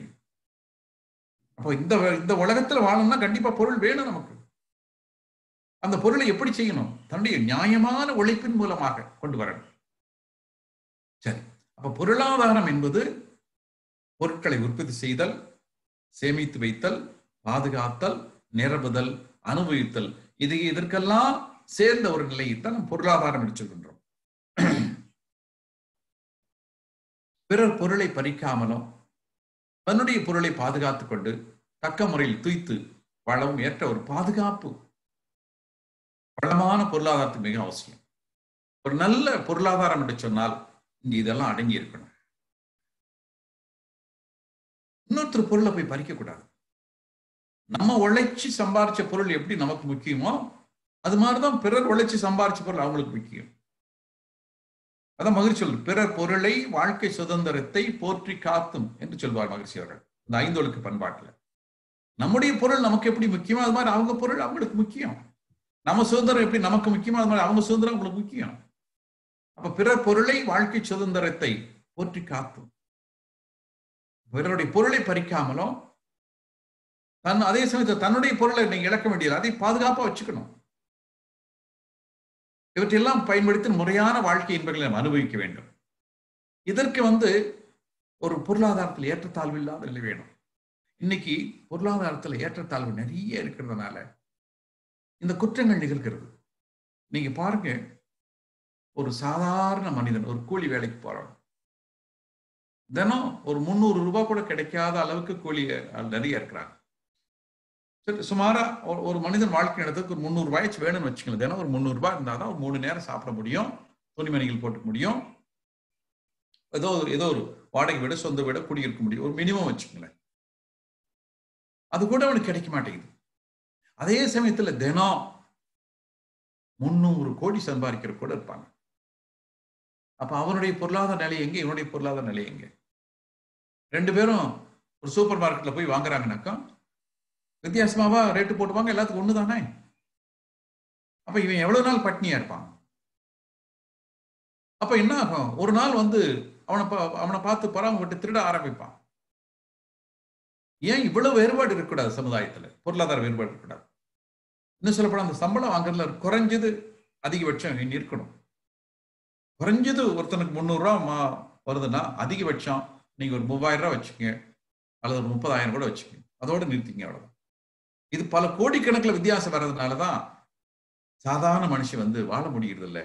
எல்லாம் வந்து வசதி இருக்கிற பூரா அந்த எல்லாம் பொருளை பூரா வாங்கி சேர்த்து வச்சுக்கிறாங்க. சாதாரண மனுஷனுக்கு ஒன்று கிடைக்காம போயிடுது. அப்ப என்ன செய்வான்? அவன் திருடத்தான் செய்வான், குற்றங்கள் வெறுக்கத்தான் செய்யும். குற்றவாளி பாவி என்று யாரும் இல்லை உலகிலே, குறைகளுக்கு காரணமோ பழைய சமுதாயம். அவனை குற்றவாளியை மாத்துனது இந்த சமுதாயம். ஏன் அவனுக்கு அடிப்படையில் உணவு உடை இருப்பிட கிடைச்சதா அவன் ஏன் குற்றம் பண்றான்? பண்ண மாட்டானே. கிடைக்கல. அப்ப அவன் எத்தனை நாளைக்கு பட்டினியா இருக்க முடியும்? அப்ப குற்றம் பண்ண ஆரம்பிக்கிறான். இப்ப முதல்ல குற்றவாளியை மாத்துனது இந்த சமுதாயம். திருப்பி அவன் தப்பு செஞ்சுட்டான் பிடிச்சி தண்டனை கொடுக்கறது சமுதாயம். இது என்ன நியாயம்? அவனுக்கு வேணுங்கிற வேலை வாய்ப்பை கொடுத்து வருமானம் வரக்கூடிய நிலையில அவனை உருவாக்கி இருந்தா அவன் தன்னுடைய வேலையை தானே கவனிச்சுக்குவான், தன்னுடைய குடும்பத்தை தானே கவனிச்சுக்குவான். இப்ப அவனுக்கு வேலை வாய்ப்பு கிடைக்கல, சம்பளம் இல்லை, இன்னொருத்தர் வந்து எக்கச்சக்கமா சம்பாதிச்சுட்டு இருக்கிறான். அப்ப என்ன ஆகுது? அவன் குற்றங்கள் செய்ய ஆரம்பிக்கிறான். குற்றவாளி பாவி என்று யாரும் இல்லை உலகிலே. குறைகளுக்கு காரணமோ பழைய சமுதாயம். சரி, சுகாதாரம் இப்போ வருவோம் அடுத்தது. அதாவது ஒரு நல்ல வாழ்க்கை வாழ வேண்டும் என்று சொன்னால் நாம் ஒரு நல்ல சூழ்நிலையை ஏற்படுத்திக் கொள்ளணும். நம்முடைய உடல் பாதுகாப்பு, நாம் குடியிருக்கக்கூடிய இடத்துல அந்த தூய்மையான நிலை, வாழக்கூடிய இடம் முழுவதும் அந்த ஒரு தூய்மையான நிலை எல்லாம் பாதுகாத்துக் கொள்ளணும். நாம் சுகமாக இருப்பதற்கு ஆதாரமாக இருக்கக்கூடிய நிலைகள் அவையெல்லாம் சுகாதாரம் என்று சொல்லுவோம். அளவுக்கு மீறிய ரசாயன மாற்றங்கள், இரத்த ஓட்டம் மாற்றங்கள், மருந்து, உணவு, பட்டினி, நீராடல், இதில் சமநிலை கொண்டு வர முடியும். இப்போ நம்முடைய உடம்புக்கு நோய் வந்துருச்சுன்னு வச்சுக்கல, ஒன்னும் நம்ம நல்ல வீட்டை உடம்ப சுகாதாரமா சுத்தமா வச்சிருந்து அளவான உணவு முறை என்று சொல்லி நோய் வராமல் பாதுகாத்துக்கணும். நோயற்ற வாழ்வே குறைவற்ற செல்வம் என்று சொல்லி அப்படி பாதுகாத்துக்கணும். சரி, இப்ப நோய் வந்துருச்சு, மறுபடியும் என்ன செய்யணும்? கொஞ்சம் அதுக்கு தேவையான மருந்து எடுத்துக்கலாம், சாப்பிட்றத கொஞ்சம் குறைச்சிக்கலாம், உடம்பு நல்லா தூய்மையா வைக்கிறதுக்கு என்னென்ன வழின்னு பார்க்கலாம், இன்னும் கொஞ்சம் ஓய்வு எடுக்கக்கூடிய நிலையில கூட்டிக்கலாம், உடற்பயிற்சி செய்து நம்ம உடம்பு நல்லா பக்குவம் வச்சுக்கலாம். அப்ப நம்ம நோய் படாமல் இருப்பதற்கு என்னென்ன வழிகளோ அதை செய்வோம். நோய் வந்துருச்சுன்னா அந்த நோயை தீர்ப்பதற்கான ஒரு முயற்சிகள் செய்வோம். நோய் இல்லாத உடம்பு வேணும். அது கண்டிப்பா முடியும். கொஞ்சம் நம்ம கவனம் எடுத்துக்கிட்டா கண்டிப்பா முடியும். ஏன்னா நம்முடைய உடம்புல பாத்தீங்கன்னா உண்ணக்கூடிய உணவு உடம்புக்குள்ளே சென்று பல மாற்றங்களை அடைகிறது. ரசமாக, ரத்தமாக, சதையாக, கொழுப்பாக, எலும்பாக, மஜ்ஜையாக, சுக்கிலமாக இந்த உடம்பு தான் இந்த உணவு தான் உள்ள போய் இத்தனை மாற்றம் அடைகிறது. அப்ப எவ்வளவு ரசாயனம் மாற்றங்கள் உள்ள நடக்கும் பாருங்க. அது உணவு உள்ள போனதுல இருந்து எத்தனை வகையான உடம்பு வந்து பாத்தீங்கன்னா ஒரு பெரிய கெமிக்கல் ஃபேக்டரி மாதிரி உள்ளுக்கு அவ்வளவு ரசாயன மாற்றங்கள் நடந்துகிட்டே இருக்கு.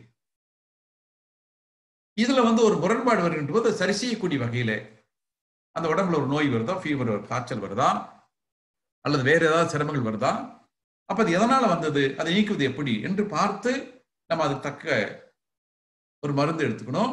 உணவு எப்படிப்பட்ட உணவு சாப்பிடணும், இல்ல கொஞ்சம் உணவு குறைச்சி பட்னியா இருந்தா போதுமான்னு பார்க்கணும். உடம்ப நம்ம எப்பவும் தூய்மையா வச்சுக்கணும். எந்த நோய் கிருமிகள் வெளியிருந்து வராத அளவுக்கு உடம்ப நம்ம தூய்மையா வச்சுக்கணும். அது மாதிரி தூங்கணும், தூங்க வேண்டிய நேரத்தில் தூங்கணும், ஓய்வெடுக்க வேண்டிய நேரத்தில் ஓய்வெடுக்கணும். எனக்கு பணம் வேணும்னு சொல்லிட்டு நம்ம ஓய்வெடுக்காம இருந்தோம்னா உடம்பு கெட்டு போயிடும். உடற்பயிற்சி அவசியம் வேணும். உடற்பயிற்சி இருக்கிற அளவுக்கு தான் உடம்புக்குள்ள எல்லா உறுப்புகளும் நல்லா இயங்கும். ஆக இந்த வகையில் நம்மை நாமே பாதுகாத்துக் கொள்வது ஒரு சுகாதார முறை என்று சொல்கின்றோம். நோய் வரும்போது மருந்து எடுத்துக்கொள்வது, சரியான உணவு வைத்துக் கொள்வது, நல்ல ஒரு ஓய்வு எடுத்துக் கொள்வது, உடற்பயிற்சி செய்வது, இவற்றையெல்லாம் வைத்துக்கொண்டு நம்முடைய உடல் ஆரோக்கியத்தை நாம் காப்பாற்றிக் கொள்ள வேண்டும். அடுத்தது கல்வி. இந்த 5 பற்றி மகிழ்ச்சி எவ்வளவு சிந்தனை செஞ்சிருக்கிறாங்க.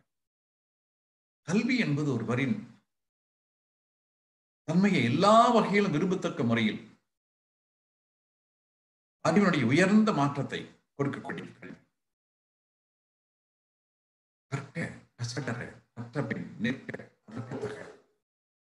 கல்வியை வேணும். கல்விதான் ஒரு மனிதனுடைய மாற்றத்தை கொடுக்கக்கூடிய. ஒரு விலங்குகளுக்கு மனிதனுக்கு என்ன வித்தியாசம்? கல்விதான். விலங்குகளுக்கெல்லாம் எந்த பள்ளிக்கூடத்திலையும் உட்கார சொல்லிக் கொடுக்க முடியாது. அதுக்கு விலங்குகளுக்காக எந்த பள்ளிக்கூடம் கிடையாது, காலேஜ் கிடையாது. ஏன்னா அதுக்கு கத்துக்க முடியாது. கற்றுக்கொள்ளக்கூடிய வாய்ப்பு மனிதனுக்கு மட்டும்தான் இருக்கிறது. அவன் கற்றுக்கொள்ள அவன் மேல் உயர்ந்து போய்கொண்டே இருக்கிறான். இப்ப கல்வி கற்பதற்கு வயசு என்ன? நம்ம சாகிற வரைக்கும் கத்துக்கிட்டே இருக்கலாம். எத்தனையோ புது புது விஷயங்கள் வந்துகிட்டே இருக்கும். எவ்வளவு விஷயங்கள் வந்தாலும் பாத்தீங்கன்னா அதுக்கு மேல இன்னும் நிறைய இருந்துகிட்டு இருக்கும். அதனாலதான் அவையார் சொன்னார், கற்றது கைமண் அளவு, கல்லாதது உலகளவு என்று சொன்னார். அப்படி நிறைய விஷயங்கள் இந்த சமுதாயத்திலே இருக்கிறது. சமுதாயத்துல எத்தனையோ அனுபவங்கள் அங்கே இருக்கிறது. ஆகவே கல்வி என்பது ஒருவருக்கு அவசியமான ஒன்று. அவர் நல்ல ஒரு வாழ்க்கை வாழ்வதற்கும் அறிவிலே உயர்ந்த நிலையில் இருப்பதற்கும் தனக்கும் சமுதாயத்துக்கும் துன்பமில்லாத வாழ்க்கையை அமைத்துக் கொள்வதற்கும் கல்வி என்பது ஒன்று. கல்வி என்பது என்ன? இதுவரை வாழ்ந்தவர்களுடைய அனுபவங்கள் எல்லாம் எடுத்து நமக்கு ஒரு கோர்வையாக சொல்லப்படுகிறது. அந்த அறிவிலே சிறந்தவர்கள், விஞ்ஞானிகள், ஞானிகள், அவர் வாழ்ந்த வாழ்க்கை முறைகள், அவருடைய துன்பத்திலிருந்து எப்படியெல்லாம் விடுபட்டிருக்கிறார்கள் என்று சொல்லக்கூடியது, வாழ்க்கை வசதிகளை எப்படியெல்லாம் பெருக்கிக் கொண்டார்கள் என்ற நிலை. அப்படி ஒரு மனிதனை நல்ல மனிதனாக வாழ்வதற்கு வேண்டிய செய்திகளை கொடுக்கக்கூடியதான் கல்வி. அப்ப அந்த கல்வி எல்லாருக்கும் வேண்டிய ஒன்றுதான். அதை பாருங்க, மகிழ்ச்சி அவர்கள் 4 நிலைகளாக பிரிக்கிறார்கள். எழுத்தறிவு, தொழிலறிவு, இயற்கை தத்துவ அறிவு, ஒழுக்க 4 நிலைகள். இந்த 4 நிலைகளும் சேர்ந்த ஒரு அங்கம்தான் கல்வி என்பது. ஆனா இன்னைக்கு சமுதாயத்தில் இருக்கக்கூடிய அந்த கல்வியை நீங்க நினைச்சு பாருங்க. இன்னைக்கு எழுத்தறிவு, தொழிலறிவு மட்டும்தான் அதிகமாயிருக்கு. சின்ன வயசுல தான் நம்ம தமிழ் கத்துக்கிறோம், இங்கிலீஷ் கத்துக்கிறோம், ஹிந்தி கத்துக்கிறோம், இப்படி லாங்குவேஜ் கத்துக்கிறோம், எழுத படிக்க தெரிஞ்சுக்கிறோம், தெரியுது. அதுக்கு மேல நம்ம இன்னும் கொஞ்சம் வர வர வர ஒவ்வொரு விஞ்ஞானத்தை பற்றி தெரிந்து கொள்கிறோம். என்ஜினியரிங் போகும்போது ஒவ்வொரு தொழிலை பற்றி தெரிந்து கொள்கிறோம். இந்த 2 தான் இன்றைக்கு ஓரளவுக்கு எல்லா பள்ளிகளிலும் கல்லூரியில் நடக்கக்கூடிய நிகழ்ச்சியாக இருக்கிறது. இதை தாண்டி பாருங்க, இயற்கை தத்துவ அறிவு அது எங்கேயும் சொல்லிக் கொடுக்கறது இல்லையே. ஒழுக்க பழக்க அறிவு, நீ நல்லவனா இருக்கணும், வல்லவனா இருக்கணும், யாருக்கு துன்பம் கொடுக்க கூடாது, துரோகம் பண்ணக்கூடாது, மனசில் கூட மற்றவங்களுக்கு தப்பா நினைக்க கூடாது, முடிந்த வரை ஓடி ஓடி உதவி செய்யணும். இந்த பண்புகள் எங்கேயுமே நமக்கு வரதில்லையே. எங்கேயாவது இதுக்கு மார்க் கொடுக்குறாங்களான்னு பாருங்க. ஒரு பள்ளிக்கூடத்திலேயே கல்லூரியே படிச்சுட்டு வெளியே வரும்போது, இவன் இந்த பையன் நல்ல ஒழுக்கமான பையன், இந்த ஒழுக்கத்துக்கு 100க்கு 100 மார்க்கு, இவன் இறைவனை பற்றியும் சமுதாயத்தை பற்றி நல்லா தெரிந்து கொண்டவன், அதுக்கு 100க்கு 100 மார்க். அப்படியெல்லாம் இல்லை. அவன் 1000 இயக்கத்தனம் பண்ணியிருப்பான், பிட் அடிச்சு கூட பாஸ் வச்சு எழுதியிருப்பான். கடைசியில திருத்தும் போது மார்க் அவன் நல்லவன், அவ்வளவுதான். அது மாதிரி அவன் தொழில் அறிவு, தொழில் டெக்னிக் தெரிஞ்சுக்கிறான், அதை பற்றி நல்லதும் செய்யலாம், கெட்டதும் செய்யலாம். அந்த தன்னுடைய அறிவியெல்லாம் பயன்படுத்தி கெட்டது செய்யறான். சமுதாயத்துக்கு துன்பம் தரக்கூடிய வேலை அந்த அறிவை பயன்படுத்துறான். என்ன பண்றது? அப்போ அந்த கடைசி 2 விட்டு போச்சு. இயற்கை தத்துவ அறிவும் ஒழுக்கப்பட விட்டு போனதுனால இன்னைக்கு சமுதாயத்துல படிப்புக்கு ஒரு மரியாதை இல்லாம போயிடுச்சு. இன்னும் சொல்லப்போ இன்னைக்கு சமுதாயத்துல யார் அதிகமா தவறு செய்யறாங்கன்னு பாருங்களேன். படித்தவர்களா படிக்காதவர்களான்னு பாத்தீங்கன்னா இப்ப எல்லாருக்கும் மனசுக்குள்ள என்ன பதில் வரும் பாருங்க. சமுதாயத்தில் இன்று அதிகமாக குற்றங்கள் நடப்பதற்கு காரணம் படித்தவர்களா படிக்காதவர்களா அப்படின்னு கேள்வி கேட்டா என்ன வரும்? பதில் வரும் பாருங்க, யோசனை பண்ணி பாருங்க. படிக்காதவங்க இன்னசென்டா இருக்கிறாங்க, எத்தனையோ கஷ்டப்படுறாங்க, உழைக்கிறாங்க, ஆனா வாழ்க்கை நல்ல நிலைக்கு மேல கொண்டு வர முடியல. ஆனா படிக்காம இருக்கிறவங்க ஏதோ ஃப்ராட் பண்ணி நிறைய சம்பாரிச்சுறாங்க, கோடி கோடியா சம்பாரிச்சுறாங்க, என்ன பண்றாங்க?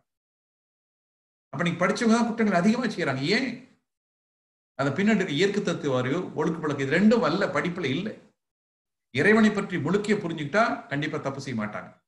இன்னொன்று ஒழுக்க பழக்கங்கள், இந்த சமுதாயத்தோடு வாழக்கூடிய அந்த பண்புகளை வளர்த்துக் கொண்டால் அங்கு குற்றங்கள் வராது. இந்த 2 விடுபட்டு போனதுனால்தான் இந்த சமுதாய குற்றங்கள் அதிகமாக இருந்து கொண்டிருக்கின்றன. ஆக அந்த 2 கல்விக்கு முக்கியத்துவம் கொடுக்கப்படணும். நீங்க பார்த்தீங்கன்னாக்கும் அந்த இயற்கை தத்துவ அறிவு, ஒழுக்க பழக்கம். ஒரு ஆசிரியர் என்று சொன்னாலே பார்த்தீங்கன்னா ஆசிரியர்களை 2 வகையை பிரிக்கலாம். இன்னும் ஒரு அடிப்படையில் இந்த எழுத்தறிவு, தொழிலறிவு சொல்லிக்கூடிய ஆசிரியர்கள். அடுத்த ஆசிரியர்கள் உங்களை ஒழுக்கத்தில் உயர்ந்தவர்களாக மாற்றக்கூடியது, இறைவனை உணரக்கூடிய பக்குவம். அவர் ஆன்மீக குருக்கள் என்று சொல்கின்றோம். இவங்க இன்னைக்கு இருக்கக்கூடிய ஆசிரியர்கள் நமக்கு எழுத்தறிவு, தொழில் சொல்லி தர்றாங்க. அது ஒரு வேணுதான். ஆனா அவனை நல்லவனா மாத்தணுமே. அந்த 2வது வகை ஆசிரியர்கள் பாருங்க, அவங்க ஆன்மீக நிலையில் உயர்ந்தவர்கள், அந்த இயற்கை தத்துவ நிலையை கொடுப்பார்கள், ஒழுக்க பழக்கத்துக்கு முக்கியத்துவம் கொடுப்பாங்க. அவங்க இன்னைக்கு சாதாரண பள்ளிகள்ல, கல்லூரிகள் எல்லாம் அந்த ஒழுக்க பழக்கத்துக்கு ஒரு பெரிய முக்கியத்துவம் இல்லை. படிக்கணும், பாஸ் பண்ணணும், நல்ல மார்க் எடுக்கணும், ஓடிடணும், அவ்வளவுதான். ஃபீஸ் நிறைய கொடுக்கணும், மார்க் நிறைய எடுக்கணும், ஓடிடணும். இந்த ஒழுக்க பழக்கத்துக்கு பெரிய முக்கியத்துவம் கொடுக்கிறது இல்லை. அதனாலதான் இன்று இந்த கல்வி முறையெல்லாம் சென்று கொண்டிருக்கிறது. ஒழுக்க பழக்கங்களும் வித்தியாசமான நிலையில் அது குறைந்து கொண்டிருக்கின்றன.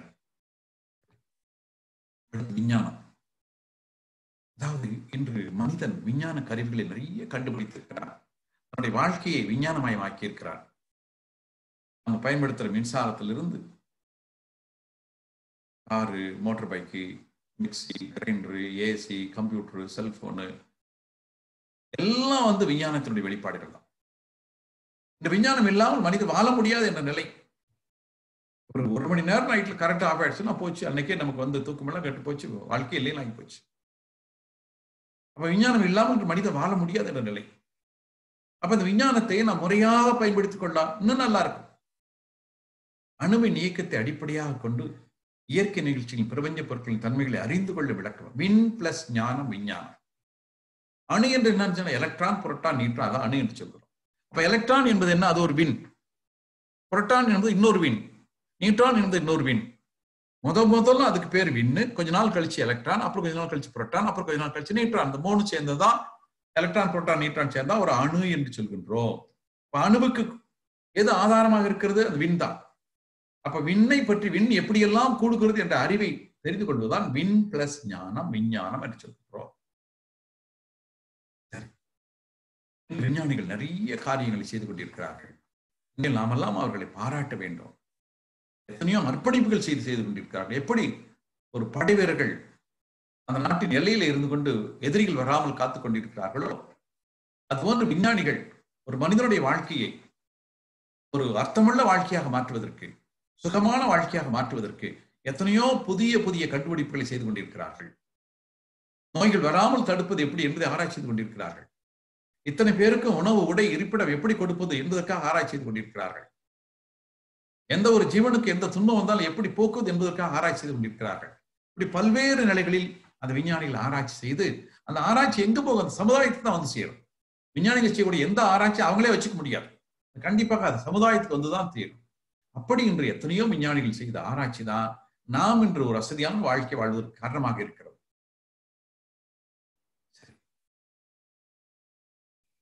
இந்த விஞ்ஞான வளர்ச்சி நன்றாக வருகிறது, அது ஒன்றும் சந்தேகமே கிடையாது. ஆனா மனிதனுக்கு அறிவு, பொருள், வாழ்வில் நிறைவும் அமைதியும் அளிக்க முடியாத விஞ்ஞானம், அது என்ன பயன் நினைச்சு பாருங்க. அறிவை உயர்த்தக்கூடியதாக இருக்கணும் விஞ்ஞானம், பொருள் வளம் கூட்டக்கூடியதாக இருக்கணும். அப்ப இது இல்லாம வாழ்க்கையில் துன்பம் கொடுக்கக்கூடியதாக அமைந்தால் அது எப்படி? விஞ்ஞானம் என்பது மனிதனுக்கு மேலும் மேலும் உதவி செய்யக்கூடியதாக இருக்கணும். இருக்குது, கண்டிப்பா இன்னைக்கு ஓரளவுக்கு இருக்கு. ஆனாலும் சில இடத்தில் விஞ்ஞானம் தான் அது மனிதனுக்கு துன்பத்தை கொடுக்கக்கூடியதாகவும் இருக்கிறது. அந்த விஞ்ஞானத்தை தவறாக பயன்படுத்துகின்ற போது துன்பத்தை கொடுக்கக்கூடியதாக இருக்கிறது. அணுகுண்டு அது ஹிரோஷிமா நாகசாகியில் வெடிச்சது. எத்தனை லட்சக்கணக்கான மக்கள் ஒரு சில வினாடிகளில் இறந்து போனார்கள். என்ன கொடுமை அதை நினைச்சுப்பார். எத்தனை துன்பப்பட்டிருப்பார்கள் அவர்கள். அதற்கு பிறகு வந்து எத்தனை தொடர் துன்பங்கள் இருந்தன. அதே அணுகுண்டை சரியான முறையில் பயன்படுத்தலாம். இன்னைக்கு நம்ம கல்பாக்கத்தில் அட்டாமிக் ரியாக்டர் வச்சிருக்கோம், கூடங்குளத்தில் வச்சிருக்கிறோம். அதே அணுகுண்டு வெடிக்கூடிய ஆற்றலை கொஞ்சம் கொஞ்சமா வெடிக்க வச்சு அதை வந்து மின்சக்தியாக மாற்றணுமா, மின்சாரம் தயாரிக்க பயன்படுத்துறேன். இன்றைக்கு மட்டும் இந்த மாதிரி அட்டாமிக் ரியாக்டர் மின்சாரம் இல்லைனாக்கா இன்னைக்கு நமக்கு எல்லா நேரமும் 24 மணி நேரம் கிடைக்காது. ஏன்னா தெர்மல் ரியாக்டர் கொஞ்சம் இருக்கு, அதுக்கு நம்ம வந்து கோல் வேணும். அதனால வந்து நிறைய உங்களுக்கு புகை வந்துகிட்டே இருக்கும், காற்று மாசுபாடு இருக்கு. இந்த அட்டாமிக் ரியாக்டர்ல சில ரியாக்ஷன் இருக்கலாம், ஆனா இன்று அதுக்கெல்லாம் பாதுகாப்பான முறை கொண்டு வந்து விட்டார்கள். அப்படி ஒரு அணுகுண்டு வெடிச்சா லட்சக்கணக்கான மக்கள் உடனடியாக சாகக்கூடியதை மாற்றி அதை அட்டாமிக் ரியாக்டரை மாற்றுகின்ற போது அது லட்சக்கணக்கான மக்களுக்கு மின்சாரத்தை கொடுக்கக்கூடிய ஒரு சாதனமாக இருக்கிறது. இப்படி விஞ்ஞானிகள் தன்னுடைய அறிவை பயன்படுத்தி மக்களின் நன்மைக்காக நிறைய காரியங்களை செய்து கொண்டிருக்கிறார்கள். அதே சமயத்தில் சில தவறான யுக்திகளையும் பயன்படுத்தி மனித இனத்தை அழிப்பதற்கும் அவர்கள் காத்துக் கொண்டிருக்கிறார்கள். அங்கதான் நம்ம கொஞ்சம் கவனமா இருக்கணும். இது விஞ்ஞானிகள் அழிவு செய்யறாங்க சொல்ல முடியாது. அந்த விஞ்ஞானிகளை பயன்படுத்தக்கூடிய அரசியல்வாதிகள் மற்றவர்கள் தான் அந்த அழிவுக்கு ஒரு காரணமாக இருக்கிறார்கள். விஞ்ஞானம் என்பது ஆக்கத்துறைக்கு மட்டும்தான் பயன்படணும், எந்த வகையிலும் அழிவுக்கு போகக்கூடாது என்பதில் உறுதியாக எல்லோரும் இருந்தால் இன்னும் மனித குலம் சிறந்து வாழ்வதற்கு வாய்ப்பு நிறைய இருக்கிறது. அடுத்து நம்ம அரசியல் வருவோம். அரசியல் என்பது தனி மனிதனின் பாதுகாப்புக்கும் பராமரிப்புக்கும் உறுதியளிக்கும். அந்த காலத்துல எப்படி இந்த இது உண்டாச்சு பாருங்க. அந்த காலத்துல எல்லாம் மக்கள் வந்து அங்கங்க திட்டா வாழ்ந்துட்டு இருந்தாங்க, நாடோடியா வாழ்ந்துட்டு இருந்தாங்க. அப்படி ஓரளவுக்கு விவசாயம் வந்த பின்னாடிதான் ஒரே இடத்துல இருந்து வாழ ஆரம்பிச்சு. ஏன்னா ஒரு பயிர் போட்டா பயிர் முளைச்சு அது காய் காய்ச்சி அல்லது நெல் வந்து அந்த பலனை எடுக்கிற வரைக்கும் அங்கேயே இருக்க வேண்டியிருக்கு. அப்பதான் வந்து குடும்ப வாழ்க்கை ஒரு இடத்துல இருந்து வாழக்கூடிய வாழ்க்கைக்கு வர ஆரம்பிச்சாங்க விவசாயம் வந்த பின்னாடிதான். சரி, அப்படி அவன் பொருள் உற்பத்தி பண்றான், நிறைய நெல் உற்பத்தி பண்றான், காய்கறிகள் உற்பத்தி பண்றான். அவன் உற்பத்தி பண்ண கஷ்டப்பட்டு விளைச்ச பொருள் அவனுக்கு சொந்தம். இது உற்பத்தி பண்ணாத இன்னொரு ஆள் வந்து பிடிக்கிட்டு போயிடக்கூடாது.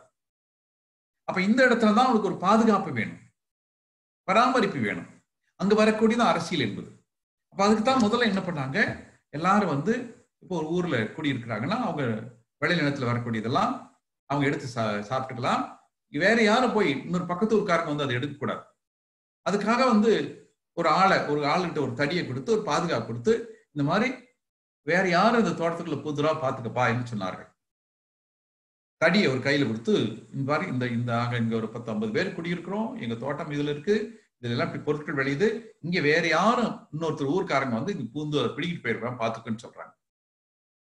அப்புறம் என்னாச்சு, அந்த ஊர் பெருசாக பெருசாக பெருசாக இப்ப அவன் என்ன சொல்றான், எனக்கு ஒரு ஆள் பார்க்க முடியாது, இன்னொரு 2-3 ஆள் கொடுங்கன்றான்.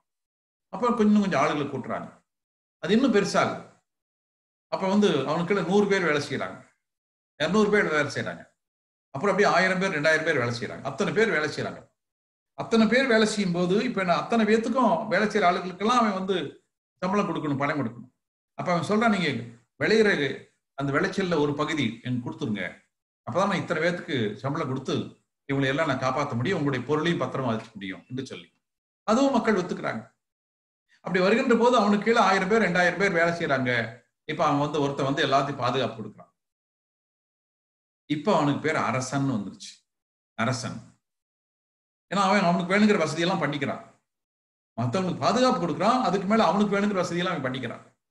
2000 பேர் இருக்கிறதுனால அவனுக்கு வந்து என்னன்னாக்கும் அவன் சொல்றதை மற்றவங்க எல்லாம் கேட்கக்கூடிய நிலைக்கு வந்துடுறாங்க எல்லாம். அதுக்கு முன்னாடி எல்லாம் சேர்ந்துதான் அவனை வேலைக்காரன ஆளா போட்டாங்க. அப்போ ஒரு தடியை கையில் கொடுத்தாங்க. இப்ப என்னாச்சு, அவனுக்கு கீழே 1000 பேர் 2000 பேர் வேலைக்கு வந்தோடனே அவனுக்கு ஒரு பவர் வந்துருச்சு. அவன் தான் அரசன்னு சொல்லிக்கிறான். நான் சொல்றபடி எல்லாரும் நீங்க இந்த மாதிரி விவசாயம் இப்படி செய்யுங்க, மக்கள் இப்படி வாழுங்க என்று சொல்லி, சில சமயத்தில் நல்லதும் இருக்கும் கெட்டதும் இருக்கும். அங்கதான் முடியாட்சி வர ஆரம்பிக்குது. இன்னைக்கு கூட ஒரு மன்னர் மாறாரு பாருங்க, செங்கோல்னு சொல்றாங்க பாருங்க. அது ஒண்ணும் இல்ல, ஆரம்ப காலத்துல கொடுத்த தடி. மற்றவனை வந்து பாதுகாக்கிறதுக்காக, விலங்குகள் வரக்கூடாது, மனிதன் வந்து ஒண்ணு காட்டு அழிக்கூடாது என்பதற்காக ஒரு கொடுக்கப்பட்ட ஒரு தடி தான். பின்னாடி இது செங்கோல் என்ற நிலையில மாறி போயிடுச்சு. அரசனுக்கு செங்கோல் மாற்றுவது என்று சொல்லி நிலையில் வந்துருச்சு. இப்படி ஒரு அரசியல் என்பது எப்படி வருகிறது, அரசியல பல நிலைகள் இருக்கிறது. எப்படி இருந்தாலும் இந்த அரசியல் என்பது அது குடியாட்சியாக இருக்கலாம், முடியாட்சியாக இருக்கலாம், சர்வாதிகார ஆட்சியாக இருக்கலாம், ராணுவ ஆட்சியாக இருக்கலாம், எப்படி இருந்தாலும் சரி இது ஒரு சாதாரண மனிதனுக்கு ஒரு பாதுகாப்பு கொடுக்கணும், பராமரிப்பு கொடுக்கணும் என்ற நிலையில் உருவானதான் எல்லாமே. பொருளாதாரம், சுகாதாரம், கல்வி, விஞ்ஞானம், இது எல்லா துறைகளும் நல்லா அமைய வேண்டும் என்று சொன்னால் அங்க ஒரு நல்ல அரசியல் இருக்கணும். நல்ல அரசியல் இருந்தால் கண்டிப்பாக நல்ல பொருளாதாரம், நல்ல சுகாதாரம், நல்ல கல்வி, நல்ல விஞ்ஞானம் எல்லாமே அமையும். மோசமான அரசியல் இருந்தால் எல்லாவற்றிலும் பாதிப்பு ஏற்படும்.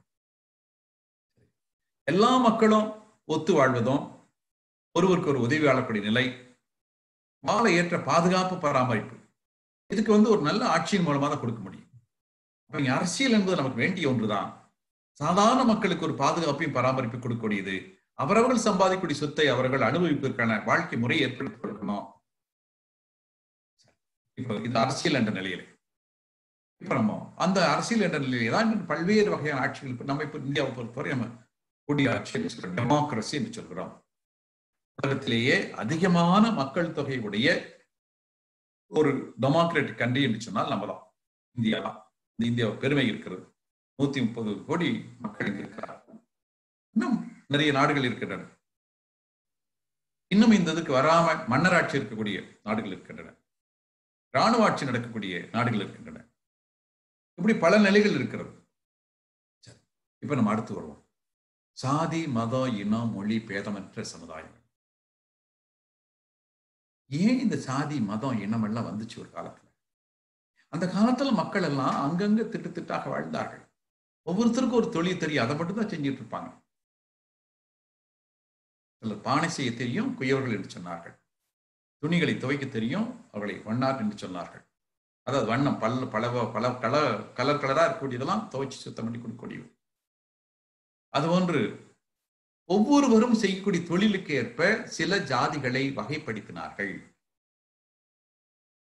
இப்ப இன்னைக்கு எல்லாரும் எல்லா தொழிலும் செய்யறாங்க. அப்ப இன்னைக்கு ஜாதி என்பது தேவையில்லை. ஒரு காலத்துல இந்த தொழிலை இந்த காரங்க இவங்க தான் செய்யணும் என்பதற்காக ஜாதியை வரைப்படுத்தினார்கள். இன்னைக்கு எல்லாரும் எல்லா தொழிலும் செய்யறாங்க, நினைச்சு பாருங்க. அப்ப இன்னைக்கு ஜாதி என்பது தேவையா? தேவையில்லையே. இந்த தொழில் செய்யணும், இதுல இவங்க கெட்டிக்காரங்க என்பதற்காக வச்சாங்க. இன்னைக்கு எல்லா ஜாதிக்காரங்களும் எல்லா தொழிலும் செய்யறாங்க. அப்ப தனியா இந்த தொழில் இவங்க தான் செய்யறாங்க என்பதெல்லாம் இல்லை. அப்ப இன்றைக்கு ஜாதி என்பது தேவையில்லை. மதம் என்பது கூட பாத்தீங்கன்னா எல்லா மதங்களுக்கும் அடிப்படை நோக்கம் என்ன? இறை வழிபாடு, அற வழிபாடு. இதான் எல்லா மதங்களுக்கு அடிப்படை நோக்கம். தெய்வத்தை எப்படி வணங்குவது, நல்லவனாக இருப்பது என்பதுதான் எல்லா மதம். ஆனா இன்று எல்லா மதங்களும் இந்த ரெண்டையும் விட்டு சண்டை கட்ட ஆரம்பிச்சிச்சு. அடுத்து இனம். அங்கங்க வாழக்கூடிய மக்கள் மொத்தம் ஒரு குரூப்பா சேர்ந்துக்கிட்டு எங்களுக்கு மட்டும்தான் உரிமை வேணும் என்று சொல்லி அங்கங்க இந்த பேதங்கள் வருகிறது. பழக்கத்திற்கு மனிதன் அடிமையாகிறான். அந்த பழக்கம் நல்ல பழக்கமும் இருக்கு, கெட்ட பழக்கமும் இருக்கு. எத்தனையோ நல்ல பழக்கங்கள் நம்மிடம் இருக்கின்றன. அந்த நல்ல பழக்கங்களை உயர்த்தி கொள்ளலாம். அவரவர்கள் உடையில், உணவில், வணக்க முறையில், சடங்கில் வேறுபாடு.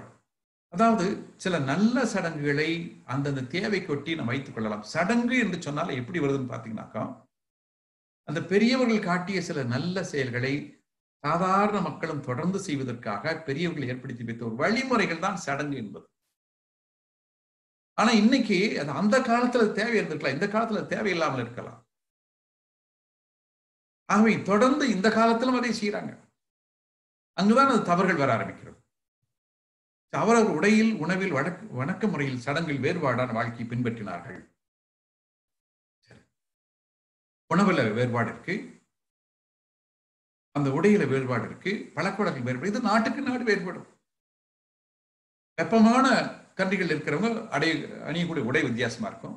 குளிர் பிரதேசத்தில் கூடிய அணியக்கூடிய உடை வித்தியாசமா இருக்கும். நேரமும் அப்படித்தான் வித்தியாசமா இருக்கும். அது மாதிரி அந்தந்த பகுதியில் என்ன உணவுப் பொருள் உற்பத்தி ஆகுதோ அதை சாப்பிட்டு பழகி இருப்பாங்க. இப்ப இங்க தென்னிந்தியாவில் இருக்கவங்க எல்லாம் அரிசி அதிகம் சாப்பிடக்கூடியவங்க, வட இந்தியாவில் இருக்கவங்க எல்லாம் கோதுமை அதிகம் சாப்பிடக்கூடியவங்க இருக்காங்க. அது மாதிரி என்ன அங்கங்க வாழ்ந்தது. ஆனா இன்னைக்கு நம்ம டிரான்ஸ்போர்ட் வந்துருச்சு, எங்க வேணா எந்த உணவு கொண்டு போலான்னு வருது. அப்ப நம்ம தேவையானதை சாப்பிட்டுக்கலாம், மாத்திக்கலாம். ஆனா பொதுவாக அந்தந்த இடத்துல இருக்கக்கூடிய உணவு வகைகள், தாவரங்கள், அதுதான் அவங்கவுங்க உடம்புக்கு ரொம்ப சூட்டபிளா இருக்கிற மாதிரி இருக்கு. மற்றதையும் நம்ம சேர்த்துக்கலாம், தவறில்லை. சரி, பொருள் பற்று, மக்கள் பற்று ஒழிந்து விடுகின்ற போது மொழி, ஊர், நாடு, சாதி, இனம் என்ற மகிழ்ச்சி சொல்றாரு. இந்த பொருள் பற்று, மக்கள் பற்று, இதுதான் எல்லா துன்பங்களுக்கு அடிப்படையா இருக்கு.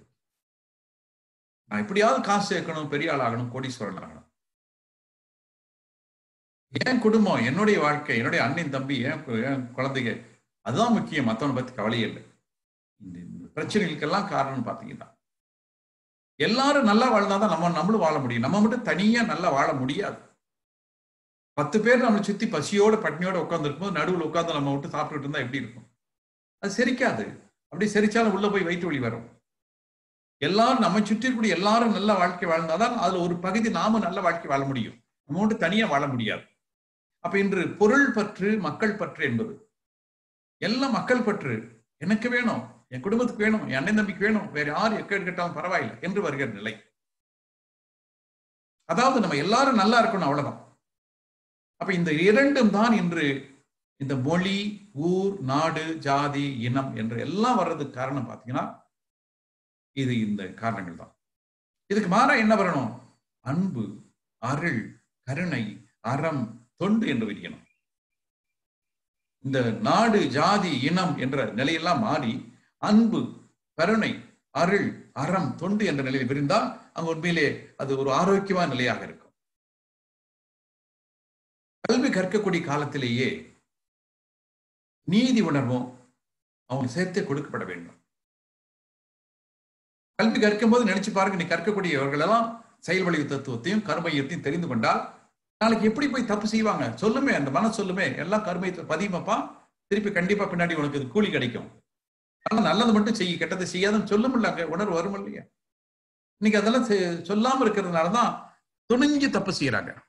இன்னும் சில தப்பு செய்யறவங்க எல்லாம் பாத்தீங்கன்னா, லஞ்சம் வாங்குறவங்க, தப்பு செய்யறவங்க, கொலை செய்யறவங்க பாத்தீங்கன்னாக்கா செயல் விளைவு தத்துவத்தை புரிஞ்சுக்கல. அவங்க புரிஞ்சுட்டா கண்டிப்பா அவங்களால செய்ய முடியாது. ஏன்னா இன்னைக்கு பிறர்க்குன்னா முற்பகர் செய்யும், தமக்குன்னா பிற்பகர் தாமே வரும் தெரிஞ்சா அப்படி எப்படி தப்பு பண்ணுவான்? தெரியல, எப்படியாவது செஞ்சு ஏமாத்தலாம் நினைக்கிறான். சமுதாயத்தை ஏமாத்தலாம், அவனுடைய கருமையத்தை ஏமாத்த முடியாது. நாளைக்கு பின்னாடி மொத்தமா சேர்ந்து அவனுக்கு வந்தே தீரும், அல்லது அவனுக்கு பின்னாடி அவனுடைய சந்ததிக்கு வந்து தீரும். தெரியாதனாலதான் தப்பு செய்யறாங்க. அப்ப இந்த கல்வி சரியான வயதுல போய் சேரணும். அது யாரு கொண்டு போகணும்? ஆட்சியாளர்கள் தான் கொண்டு போகணும். நல்ல ஆட்சி முறை இருக்கணும்.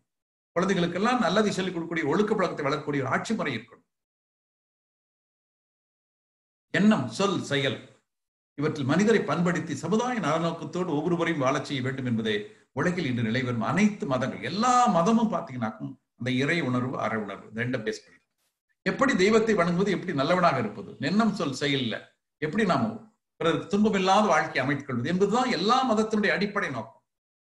சரி, ஜாதி தொழிலின் பெயரை கொண்டு தொழில் பிரிவோரை அழைக்கும் பழக்கத்தால் வந்தது ஜாதி. ஒவ்வொரு ஜாதியும் அப்படித்தான் வந்தது. நீ பாத்தீங்கன்னா விவசாயிகள் செய்பவர்கள் ஒன்று, வியாபாரம் செய்பவர்கள் ஒண்ணு, அடுத்து அந்த கல்வியில சொல்லிக் கொடுக்கக்கூடிய ஒரு நிலையில ஒன்று, அதுக்குள்ளேயும் அந்த தொழில் செய்யக்கூடிய இந்த தொழில் செய்யறவங்க ஒருத்தர், இரும்பு தொழில் செஞ்சா அவங்க ஒண்ணு, மரத்தொழில் செஞ்சா அவங்களுக்கு ஒண்ணு என்று அதுக்குள்ள பிரிச்சாங்க. பிரிச்சு பிரிச்சு பிரிச்சு அதெல்லாம் அப்படித்தான் ஜாதிகள். நீங்க எந்த ஜாதி எடுத்தாலும் பாருங்க, அவங்களுக்குன்னு ஒரு தொழில் அந்த காலத்துல இருந்திருக்கும். அதுதான் சிறப்பான தொழிலா இருக்கு. இன்னைக்கு அப்படி இல்லை, எல்லா ஜாதிக்காரங்களும் எல்லா தொழிலும் செய்யறாங்க. இன்னைக்கு ஜாதி என்பது தேவையில்லை. சரி, முடி பெற்றவர் அது ஒரு ஜாதி, அப்படியே அவங்க பையன் தான். இன்னைக்கெல்லாம் பாருங்க, ஒரு ஒரு இடத்துல வந்து ஒரு ஊர்ல வந்து ஒரு 15 சலூன் கடை இருக்குது. நம்ம நினைக்கிற அந்த சலூன் கடை ஓனர் வந்து அவரும் வந்து முடி வெற்று இல்லை, அவரும் வந்து ஒரு பெரிய முதலாளி, 15 கடையை கட்டி அதுல 15 பேரை எம்ப்ளாய் பண்ணியிருக்காரு. அவ்வளவுதான்.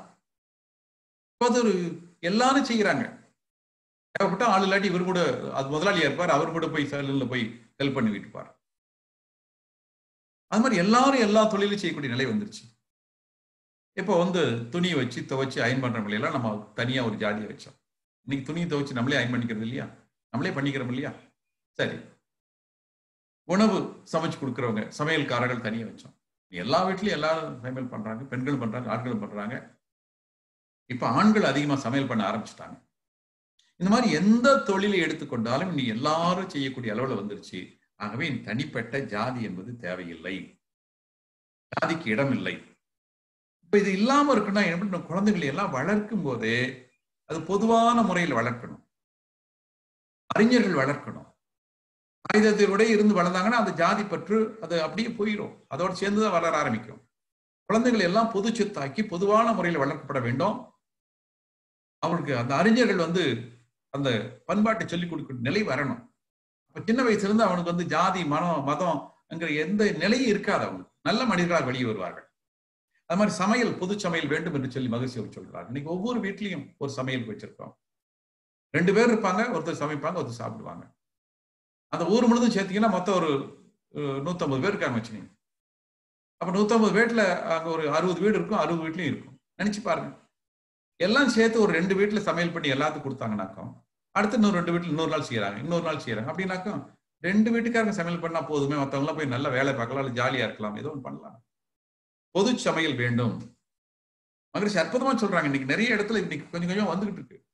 பெரிய பிளாட் ஹவுஸ் எல்லாம் பாருங்க, சில இடத்துல எல்லாம் ஒரு பெரிய பிளாட் ஹவுஸ் ஒரே இடத்துல 200 வீடு இருக்கும். அங்கெல்லாம் இப்ப காமனா ஒரு ஹோட்டல் வந்து காமனா இப்ப எல்லாம் போய் ஹோட்டல்ல சாப்பிட்டு வீட்டுல படுத்துக்கிறாங்க. இன்னும் கூட அவங்களே சேர்ந்து அந்த ஹோட்டல் ஆர்கனைஸ் பண்றதா வந்துச்சுனாக்க இன்னும் சரியா போயிடும். பொது சமையல் வேணும். ஜாதி இனம் அழிந்து போக முடியாது. இந்த நன்றி சொல்லக்கூடிய உலகசமான திட்டம் வரும்போது ஜாதி இருக்காது, மதம் இருக்காது, இனம் இருக்காது, மொழி வேறுபாடு இருக்காது. மொழி என்பது என்ன? நாம் பேசுவதற்கு, நம்மை புரிந்து கொள்வதற்கு நாம் பயன்படுத்தக்கூடிய ஒரு ஊடகம் தானே அது. அது எந்த மொழியை பேசினா என்ன நமக்கு? இன்னும் சொல்ல போனா இத்தனை மொழி வேணுமா இன்னைக்கு? நினைச்சு பாருங்க, தமிழ்நாட்டில் இருக்கவங்களாம் தமிழ்நாட்டு பார்டர் தெரிஞ்சா அவனு பேச முடியல, வாய் ஓமி ஆயிடுறாங்க. அடுத்த லாங்குவேஜ் தெரிஞ்சாதான் பேச முடியும். இன்னைக்கு உலகம் முழுது எத்தனை 1000 லாங்குவேஜ், இத்தனை 1000 லாங்குவேஜ் நமக்கு தேவையா? உலகம் முழுதும் ஒரே மொழி இருந்தா எப்படி இருக்கும் நினைச்சு பாருங்க. உலகம் முழுவதும் ஒரு மொழி மட்டுமே இருந்தால் எப்படி இருக்கும்? போதும், ஒரு மொழி போதும். எல்லா வகையான லிட்ரேச்சரையும் அதில் கொண்டு வாங்க, அறிவியும் அதில் கொண்டு வாங்க. அப்போ உலகத்துல எந்த மொழிக்கு போனாலும் ஒரு மொழி இருந்தா எல்லாரும் பேசிக்கலாமே.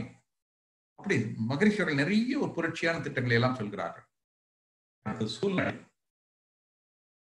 சூழ்நிலைக்கு ஏற்பத்தான் மனிதன் வாழ வேண்டி இருக்கிறது.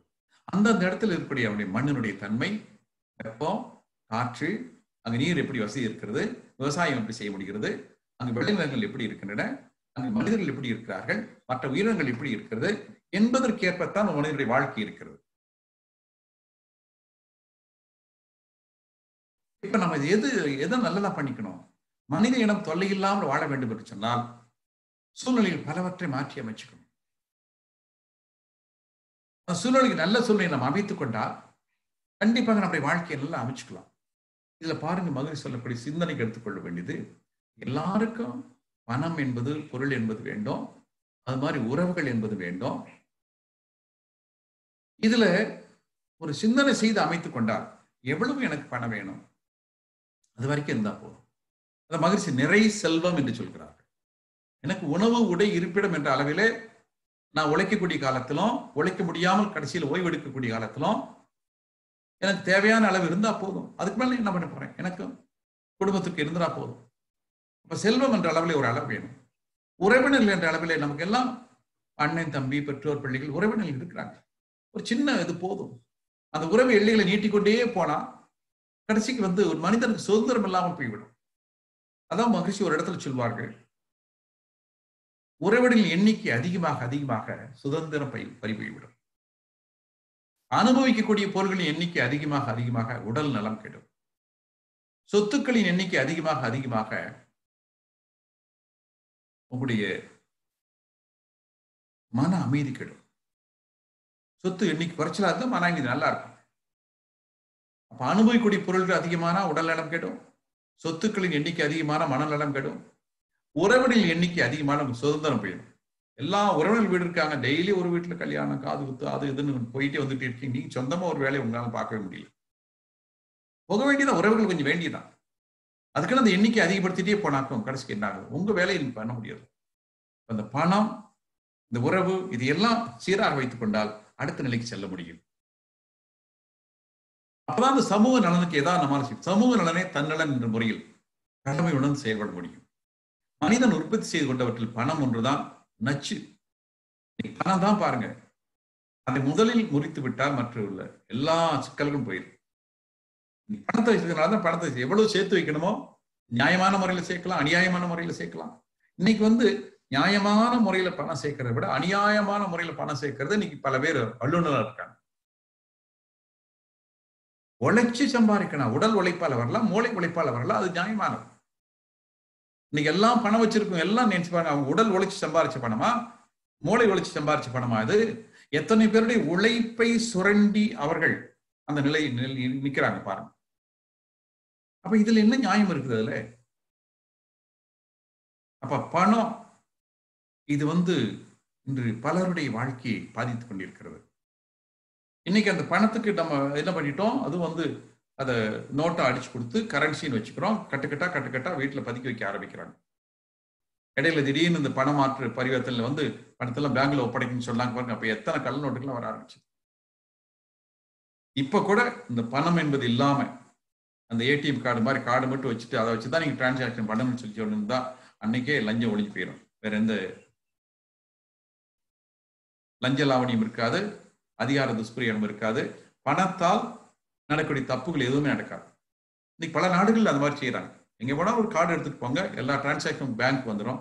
பேங்க் தெரியாம நீங்க எந்த டிரான்சாக்சன் 5 பைசா பண்ண முடியாது, 500 கோடி பண்ண முடியாது. அப்ப எப்படி அங்க லஞ்ச லாவணி வரும், அதிகார துஷ்பிரயோகம் வரும்? அது கூட மகிழ்ச்சியர்கள் ஒரு இடத்துல அந்த காலத்திலே சொல்லியிருக்காரு பாருங்க, பணம் என்பது முற்றிலும் அழிஞ்சு போய் ஆளுக்கு ஒரு சீட்டு மட்டும் வச்சுக்குவாங்கன்னு சொல்லியிருக்காங்க. அப்படி ஒரு நிலை வரும். இன்னைக்கு பணம் தான் பல சிக்கல்களுக்கு காரணமாக இருக்கிறது. அடுத்தது தேவையில்லாத சடங்குகள். ஒரு காலத்துல சடங்குகள் என்பது பெரியவர்கள் சில அறிவர்களை சொல்லி வைத்தார்கள். இந்த வேலையை இப்படி சரியா செஞ்சா அது நல்லா பண்ணலாம் என்பதற்காக சொல்லி வைத்தார்கள். அது அந்த காலகட்டத்திற்கு பொருத்தமாக இருந்திருக்கலாம். இன்றைக்கு அது தேவையில்லைன்னு நம்ம விட்டுறலாம். தேவைப்பட்டா வச்சுக்கலாம், தேவையில்லைன்னு விட்டுறலாம். காலத்திற்கேற்ப இடம், காலம், தேவை இவை எப்ப தோன்றின எத்தனையோ சடங்குகள், எத்தனையோ முறைகள் வந்தது. இன்னைக்கு அது தேவையில்லைன்னு விட்டுறலாம். நம்ம காலம் மாறுவதற்கேற்ப சில சடங்குகள் மாற்றப்படலாம், தேவையில்லைன்னு அது விட்டுறலாம் நம்ம. அப்படி அடுத்தது விளையாட்டு பந்தயங்கள். அதாவது விளையாட்டு வேணும். அந்த காலத்துல என்னன்னா போர் வீரர்களா தயார் செய்வதற்காக போர் வீரர்களா அந்த உடல் பலம் இருக்கக்கூடியவர்கள், சண்டையிடக்கூடியவர்கள். அன்னைக்கெல்லாம் பெரும்பாலும் சண்டையிட்டதெல்லாம் உடல் பலத்தை வச்சு சண்டை கட்டினாங்க. அப்ப அதுக்கு அவங்களை தயார் செய்யறதுக்கு பல விளையாட்டுகள் வச்சிருந்தாங்க.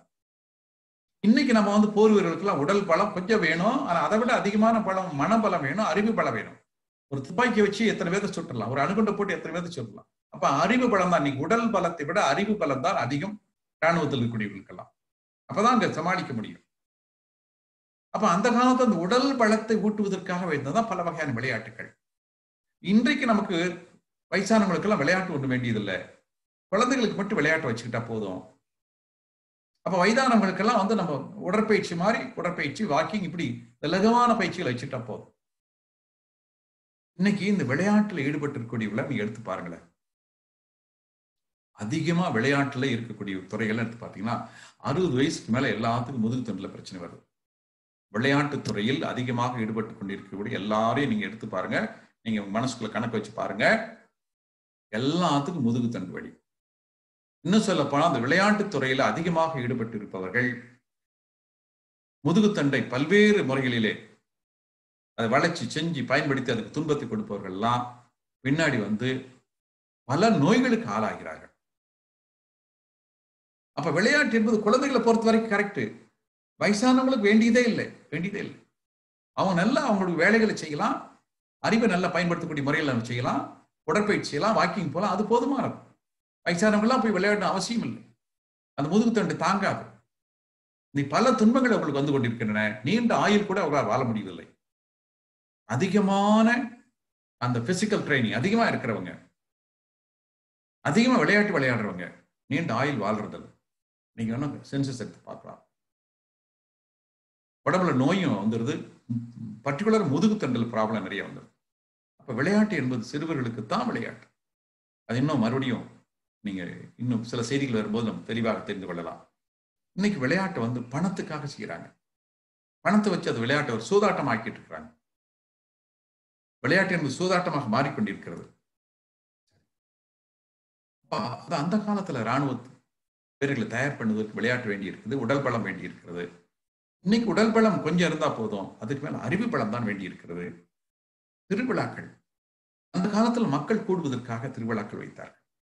ஒரு இடத்துல கூடணும், அப்ப அன்னைக்கு வியாபாரம் நடக்கும், தெய்வத்தை வழிபடணும் என்று சில சடங்கு முறைகளை வைத்து மக்களை ஒன்று கூட்டுவதற்காகவும் சில நல்ல செய்திகளை அன்னைக்கு வந்து பெரிய பெரிய ஆளுகளாக உட்காந்து சொற்பொழி கொடுப்பாங்க, மக்களுக்கு நல்ல ஒரு நீதி போதனை கொடுப்பார்கள் என்ற நிலையில் ஏற்படுத்தப்பட்டது. இன்றைக்கு அவையெல்லாம் ஒரு ஆடம்பரமாக வியாபாரமாக ஆகிவிட்டது.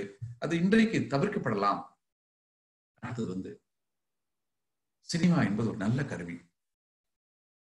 கம்ப்யூட்டர் வச்சிருக்கோம், நம்ம செல்போன் வச்சிருக்கோம், இதெல்லாம் நல்ல கருவிகள். ஆனா இதுல நல்ல செய்திகள் மட்டும் வந்ததுன்னா இது மக்களுக்கு பயன்படக்கூடியவைகள் இருக்கும். ஆனா இன்னைக்கு எவ்வளவு மோசமான செய்திகள் அதுல வருது பாருங்க. சினிமா பார்த்து கெட்டு போறவங்க எல்லாம் இன்னைக்கு இளைஞர்கள் எல்லாம் அதிகமாக பாதிப்பது இந்த சினிமாவால் தான். அது வரக்கூடிய நல்ல செய்திகளை விட வேண்டாத செய்திகள் கெட்டு போறதா அதிகமாயிருக்கு. ஏதோ கணவன் மனைவினா இப்படித்தான் இருக்கணும்னு நினைக்கிறாங்க, நிஜமான வாழ்க்கையை புரிஞ்சுக்க முடியறதில்லை. உறவுகள் எல்லாம் அந்த சினிமாவில் இருக்கிற மாதிரி இருக்கணும்னு நினைக்கிறாங்க, நிஜமான உறவுகள் தெரியறதில்லை. இப்படி வந்து ஒரு ஒரு மாயையை உருவாக்கி கொண்டிருக்கிறது. தவறான பழக்கத்துக்கு முக்கியத்துவம் கொடுக்குது. யார் வந்து ரொம்ப அடிதுடி கலாட்டா மோசமா இருக்கான்னு அவன் வந்து பெரிய ஒரு தலைவன் மாதிரி காமிச்சிடுறாங்க. அவன் சமுதாயத்தில் இந்த வேணுங்கிறத ஒரு கெட்ட பழக்கங்கள்ல பதிய ஆரம்பிக்குது. ரொம்ப அயக்கத்திலும் பண்றவங்க எல்லாம் உயர்ந்த நிலையில் இருக்கிற மாதிரி காமிக்கிறாங்க. அப்ப அது வந்து மனசுக்குள்ள ஆழமா பதிஞ்சிருது. அப்ப இன்று சமுதாயத்திலே பல குற்றங்கள் நடப்பதற்கும் பல குற்றவாளிகளாக மாறுவதற்கும் இன்று சினிமா ஒரு காரணமாக இருக்கிறது. கொலை, களவு, கற்பழிப்பு, சூது, பஞ்சம் என்ற 5 பெரும் பழி செயல்கள் அதை ஆழமா மனசுக்குள்ள பதிய வைக்கிறது இன்னைக்கு சினிமா. அதுல எத்தனையோ நல்ல காரியங்கள் செய்ய முடியும். சினிமாவினால் நல்ல மனிதர்களை உருவாக்க முடியும், ஒழுக்கமுள்ளவர்களை உருவாக்க முடியும், ஞானிகளை உருவாக்க முடியும். ஆனா இன்றைக்கு அது வியாபாரத்தின் நிலையில் நின்று கொண்டிருப்பதால அது இன்றைக்கு தடமாறி செல்கிறது, இளைஞர்களை தடுமாற வைக்கிறது, சமுதாயத்தை திசை திருப்பிக் கொண்டிருக்கிறது. இது ஒரு பாவத்திற்கு அறிகுறியாக சென்று கொண்டிருக்கிறது இதெல்லாம். அதே சமயத்தில் அது நல்ல ஊடகமாக மாற்றப்படலாம், நல்ல மனிதர்களை உருவாக்கலாம். கண்டிப்பாக சீர்திருத்தம் வேண்டும். அடுத்தது புகைப்பிடித்தல், மது அருந்துதல், இதெல்லாம் இன்னைக்கு ஒரு சமுதாயத்துல ஏதோ ஒரு பழக்கமா மாறிக்கொண்டு வருகிறது. எது தெரியக்கூடாமல் இருந்ததோ அதெல்லாம் தெரிய வைத்துக் கொண்டிருக்கிறார்கள். அது ஒரு பெரிய கெடுதல் இல்லை என்ற அளவிற்கு சென்று கொண்டிருக்கிறது. சரி, அடுத்தது திருமண சடங்குகள். இந்த இடத்துல பாருங்க, மகரிஷி அவர்கள் என்ன நல்ல சொல்றாரு பாருங்க. திருமணம்னா என்ன? ஆண் ஒரு பெண்ணை விரும்பணும், அந்த பெண் அந்த ஆணை விரும்பணும், ரெண்டு பேத்துக்கும் மனசு ஒத்து போகணும். இதை அந்த பெற்றோர், அந்த ஆணினுடைய பெற்றோர் ஒத்துக்கணும், பெண்ணினுடைய பெற்றோர் ஒத்துக்கணும். இதுக்கு அவங்களுடைய உறவினர்கள், நண்பர்கள், அவங்களும் இதை ஒத்துக்கணும். அந்த சமுதாயத்துக்கு எதிராக இருக்கக்கூடாது. இதெல்லாம் சேர்ந்ததானே ஒரு திருமண சடங்கு என்பது. இதுக்கு ஏன் நீங்க ஒரு 10,000 பேர் கூப்பிடணும், 1,00,000 பேரை கூப்பிடணும், அதுக்காக கோடி கோடியா செலவழிக்கணும்? ஒரு ஜாதியில ஒருத்தர் செலவழிக்கலாம், அந்த ஜாதியில் இருக்கிற எல்லாரும் செலவழிக்க வேண்டியிருக்கு. நீங்க நிறைய குடும்பங்கள் திருமணத்துக்காக வாங்கின கடனை காலம் முழுது கட்டிட்டே இருக்காங்க. தேவையா? சிக்கனமா வச்சுக்கோங்க. இன்னைக்கெல்லாம் பாருங்க, இந்த கரோனா பீரியட்ல எல்லாம் 20 பேருக்கு மேல திருமணம் கூடாதுன்றாங்க. நல்லதான் நடக்குது. சத்தம் இல்லாம திருமணம் நடக்குது. இப்ப நடக்கிற மாதிரியே திருமணம் எப்பவுமே நடந்துச்சுன்னா பல குடும்பங்கள் நல்லா இருக்கும். கரோனா வந்ததுனால பல நன்மைகள் வந்திருக்கு பாருங்க.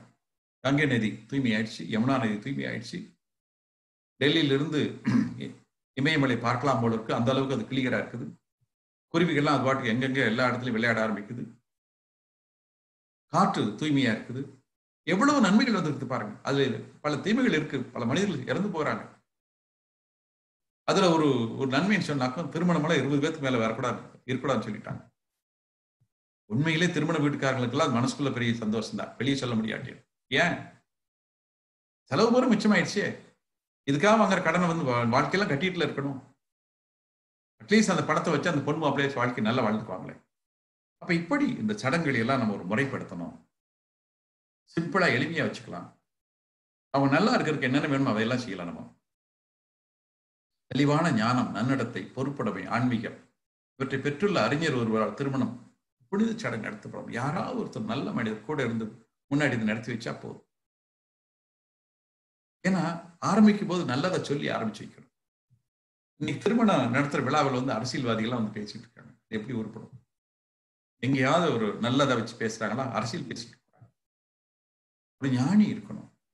அந்த 2 பேரையும் அன்பும் கருணையுமா பார்த்து உங்களுடைய வாழ்க்கை புனிதமா இருக்குன்னு சொல்லி அவர் ஆசீர்வாதம் தந்தா அந்த அந்த மனசுக்குள்ள போய் நிற்கும், பூந்து நிற்கும். கடைசி வரைக்கும் அவங்க நல்லவங்களா இருப்பாங்க. சரி, திருமண சடங்குல தத்தம் கொடுக்கிறது ஒரு நிலையை மகிழ்ச்சி ரொம்ப வருத்தப்பட்டு சொல்லுவாங்க. அதாவது தத்தம் கொடுக்கணும்னா ஒரு ஒரு பெண்ணை கணவனுக்கு அப்படியே பொருளை ஆடு மாட்டை விற்கிறது மாதிரி வித்துறதுன்னு அர்த்தம். திருப்பி வைக்கிற இந்த அந்த அப்பா அந்த பொண்ணு கிளைம் பண்ணக்கூடாது என்பதுக்காக அந்த காலத்துல தத்தம் சொல்லி வச்சுட்டு அது ஒரு தண்ணி ஊத்துற மாதிரி வச்சு பண்ணுவாங்க. இதெல்லாம் என்ன நியாயம்? ஆண் பெண் 2 பேரும் சமமானவங்க. 2 பேரும் சேர்ந்து வாழ்க்கை அமைச்சுக்கிறாங்க. 2 பேரும் சந்தோஷமா இருக்கணும். 2 பெற்றோரும் சந்தோஷமா இருக்கணும். அவ்வளவுதானே. யாரும் யாருக்கும் அடிமை இல்லை. பெண் ஆணுக்கு அடிமை இல்லை, ஆண் பெண்ணுக்கு அடிமை இல்லை. சம்மந்தி வீட்டுக்காரங்க ஒருத்தருக்கு ஒருத்தர் அடிமை கிடையாது. இன்னைக்கெல்லாம் பெண்ணை கொடுத்தவங்க அந்த சம்மந்தி வீட்டை கண்டா கடைசி வரைக்கும் பயந்துகிட்டே இருக்கணும். என்ன சொல்லிடுவாங்களே. அப்படியெல்லாம் இல்லை. இந்த தடங்கள் எடுக்கப்பட வேண்டும். 2 பேரும் சேர்ந்து சந்தோஷமா இருக்கணும். அதுக்கு ஒரு சமுதாய ஒப்புதல் வேணும். அவ்வளவுதான். அந்த அளவுக்கு இருந்தா போதும். சமுதாய ஒப்புதலோடு நடக்கக்கூடிய நிகழ்ச்சிகள். அடுத்தது அந்த காலத்துல உடன்கட்டை ஏறல் ஒன்று இருந்தது. ஏன்னா கணவன் இறந்த பின்னாடி அந்த பெண்ணுக்கு மரியாதை இல்லாமல் போயிடும். அந்த பெண்ணுடைய வாழ்க்கையை அர்த்தம் இல்லாமல் போயிடும். ஏன்னா அந்த பெண்ணை இன்னொரு திருமணம் பண்ண விட மாட்டாங்க. அந்த பெண்ணு வேற எந்த நல்ல காரியங்களுக்கு வெளியே போக விட மாட்டாங்க. அப்படி கொடுமைப்படுத்திட்டு வந்தாங்க. அதனால என்ன பண்ணாங்கன்னா அந்த பெண்ணு கணவனோட சேர்ந்து இறந்து போறதை மேல் என்ற நிலைக்கு கொண்டு வந்தாங்க. அது ஒரு புனிதம் கூட சொல்லி வச்சுட்டாங்க. பெண்களுக்கு தான் இது. ஆண்கள் செய்த கொடுமை இது. ஆண்களை தூக்கி அந்த சிறையில் போடல, பெண்களை போட்டாங்க. அதையெல்லாம் பின்னர் அறிஞர்கள் தான் கொஞ்சம் கொஞ்சமா மாற்றி இன்று அந்த உடன்கட்டை ஏறல் என்பது ஒரு சமுதாய குற்றம் என்ற வகையில் கொண்டு வந்தார்கள். இப்படி தேவையில்லாத பழக்கங்கள். இதை மாத்துறதுக்கு எத்தனை பேர் கஷ்டப்பட்டிருப்பாங்க நினைச்சு பாருங்க. அப்படி இருந்தனாலதான் இன்னைக்கு அது ஒரு மாறிய பழக்கமாக இருக்கிறது. இன்னைக்கும் பாருங்க, சின்ன குழந்தைகளை, அது குறிப்பா பெண் குழந்தைகளை. ஏன்னா பெண் குழந்தைகள் வந்தா திருமண செலவாகுது, அதுக்கு நகை போடணும், வாழ்க்கை முழுக்க நம்ம கவனிக்க வேண்டி இருக்குது. கஷ்டப்படுது. கஷ்டத்தை பெற்றோர்களால் தாங்க முடியல. பிறக்கும் போது கொண்டுட்டு அந்த பிரச்சனை இல்லையே என்பதற்காக இது ஒரு சமுதாயம் செய்த கொடுமை. கொடுமை. ஏன்? பெண்கள் தான் தெய்வத்தின் மறுவடிவம். எல்லையற்ற ஆற்றல் உள்ள இறைவன் திரு உள்ளவன் எவ்வுயிரும் தோன்றுவதற்கு ஏற்றதொரு திருவழியாய் வல்லமையாய் பெண்ணினத்தை வடிவமைத்தான். அற்புதமே. வாழ்கின்ற மனிதர்களில் வளம் அறிந்தோர் எத்தனை பேர்? மகரிஷி கேட்கிறாரே ஒரு கேள்வி, யார் பதில் சொல்றது? இறைவன் தன்னுடைய தொழிலை பெண்கள் மூலமாக நடத்தி கொண்டிருக்கிறாளே, அந்த பெண்களை தெய்வமாக பார்ப்பதை விட்டுவிட்டு அந்த சிசுவலை கொலை செய்து விட்டது என்னையா நியாயம்? மனிதனா பிறந்ததுக்கு என்ன அர்த்தம்? அது பெண் தான் தாயாக இருக்கிறார், சகோதரியாக இருக்கிறார், மகளாக இருக்கிறார், பேத்தியாக இருக்கிறார், மனைவியாக இருக்கிறார். பெண் இல்லை என்றால் ஒரு ஆணால் வாழ முடியாது. வாழ்வதற்கு அர்த்தம் இல்லாமல் போய்விடும். போனா சாமியார போலாம், தவிர ஒரு வாழ்க்கை என்பது ஒரு ஆணுக்கு வாழ முடியாது பெண் இல்லாமல். அப்படி ஒரு ஆணுக்கு ஒரு முழு பாதுகாப்பு கொடுக்கக்கூடிய அந்த பெண்ணை கொல்றதுனால என்ன? நீங்க நினைச்சு பாருங்க, உங்க வீட்டுல ஒரு வீட்டுல 2 பேர் ஆண் பெண் 2 பேர் மகள் இருக்காங்கன்னாக்கா, இன்னைக்கு எல்லாம் பெண்கள் தான் பெற்றோரை காப்பாற்றுகிறார்கள் ஆண்களை விட. பேர் சேர்க்க ஆண்கள் சொல்றாங்களே ஒழிய, வேலை பார்க்கும்போது எங்கேயோ ஒரு இடத்துல போறாங்க, கடைசிக்கு அப்பா இறந்தா கூட வந்து பார்க்க முடியறதில்லை. எல்லாம் எடுத்து அடக்கம் பண்ணுவீங்க, நான் 4 நாள் கவரை வரேன்னு சொல்லி அமெரிக்காவில இருந்து போன் பண்றான் பையன். எங்க இருக்குது வாழ்க்கை இருக்குது? அப்ப ஆண் பெண் என்ற வேறுபாடெல்லாம் கிடையாது. ஆண்கள் பெண்கள் 2 சமமானவர்கள் தான். இன்னும் சொல்ல போனா ஆண்களை விட பெண்கள் ஒருபடி கூடியவர்கள். தாய் தந்தையரை காப்பாற்றிக் கொள்வதில் பெண்கள் தான் இன்று அதிகமான முக்கியத்துவம் வைத்துக் கொண்டிருக்கிறார்கள். அந்த பெண்களை கொண்டு விடுவது என்ன நியாயம்? ஆகவே அவர்கள் காப்பாற்றப்பட வேண்டும், தெய்வத்துக்கு சமமாக மதிக்கப்பட வேண்டும். அந்த அறிவு அப்படி உயர்ந்த அறிவு. ஒரு அன்னை தெரசாவை நம்ம பார்க்கவில்லையா? ஔவையாரை நம்ம பார்க்கவில்லையா? எத்தனை அறிஞர்கள் அங்கே வந்திருக்கிறார்கள். ஆகவே அது மதிக்கப்பட வேண்டும். ஆண்கள் பெண்கள் 2 பேரும் சமமானவர்கள் தான். ஆண்களுக்கு பெண்களுக்கு சம உரிமை வழங்கப்பட வேண்டும். உடல் அமைப்பு, குழந்தை பேரு எனும் தேவைகளுக்கு ஏற்ப அது சில சட்டங்கள்ல கொஞ்சம் விதிமுறைகள். அதாவது என்னன்னா, பொதுவா பெண்கள் அந்த ஒரு 13 வயசுக்கு மேல வரும்போது ஒரு தாயாகக்கூடிய பக்குவம் உடல் பலம் குறைவா இருக்கும், ஆனா அறிவு பலம் குறைவதில்லை. அதை பார்த்துக்கணும். ஆண்களுக்கு என்னன்னா அந்த உடல் பலம் கொஞ்சம் அதிகமாக இருக்கும்.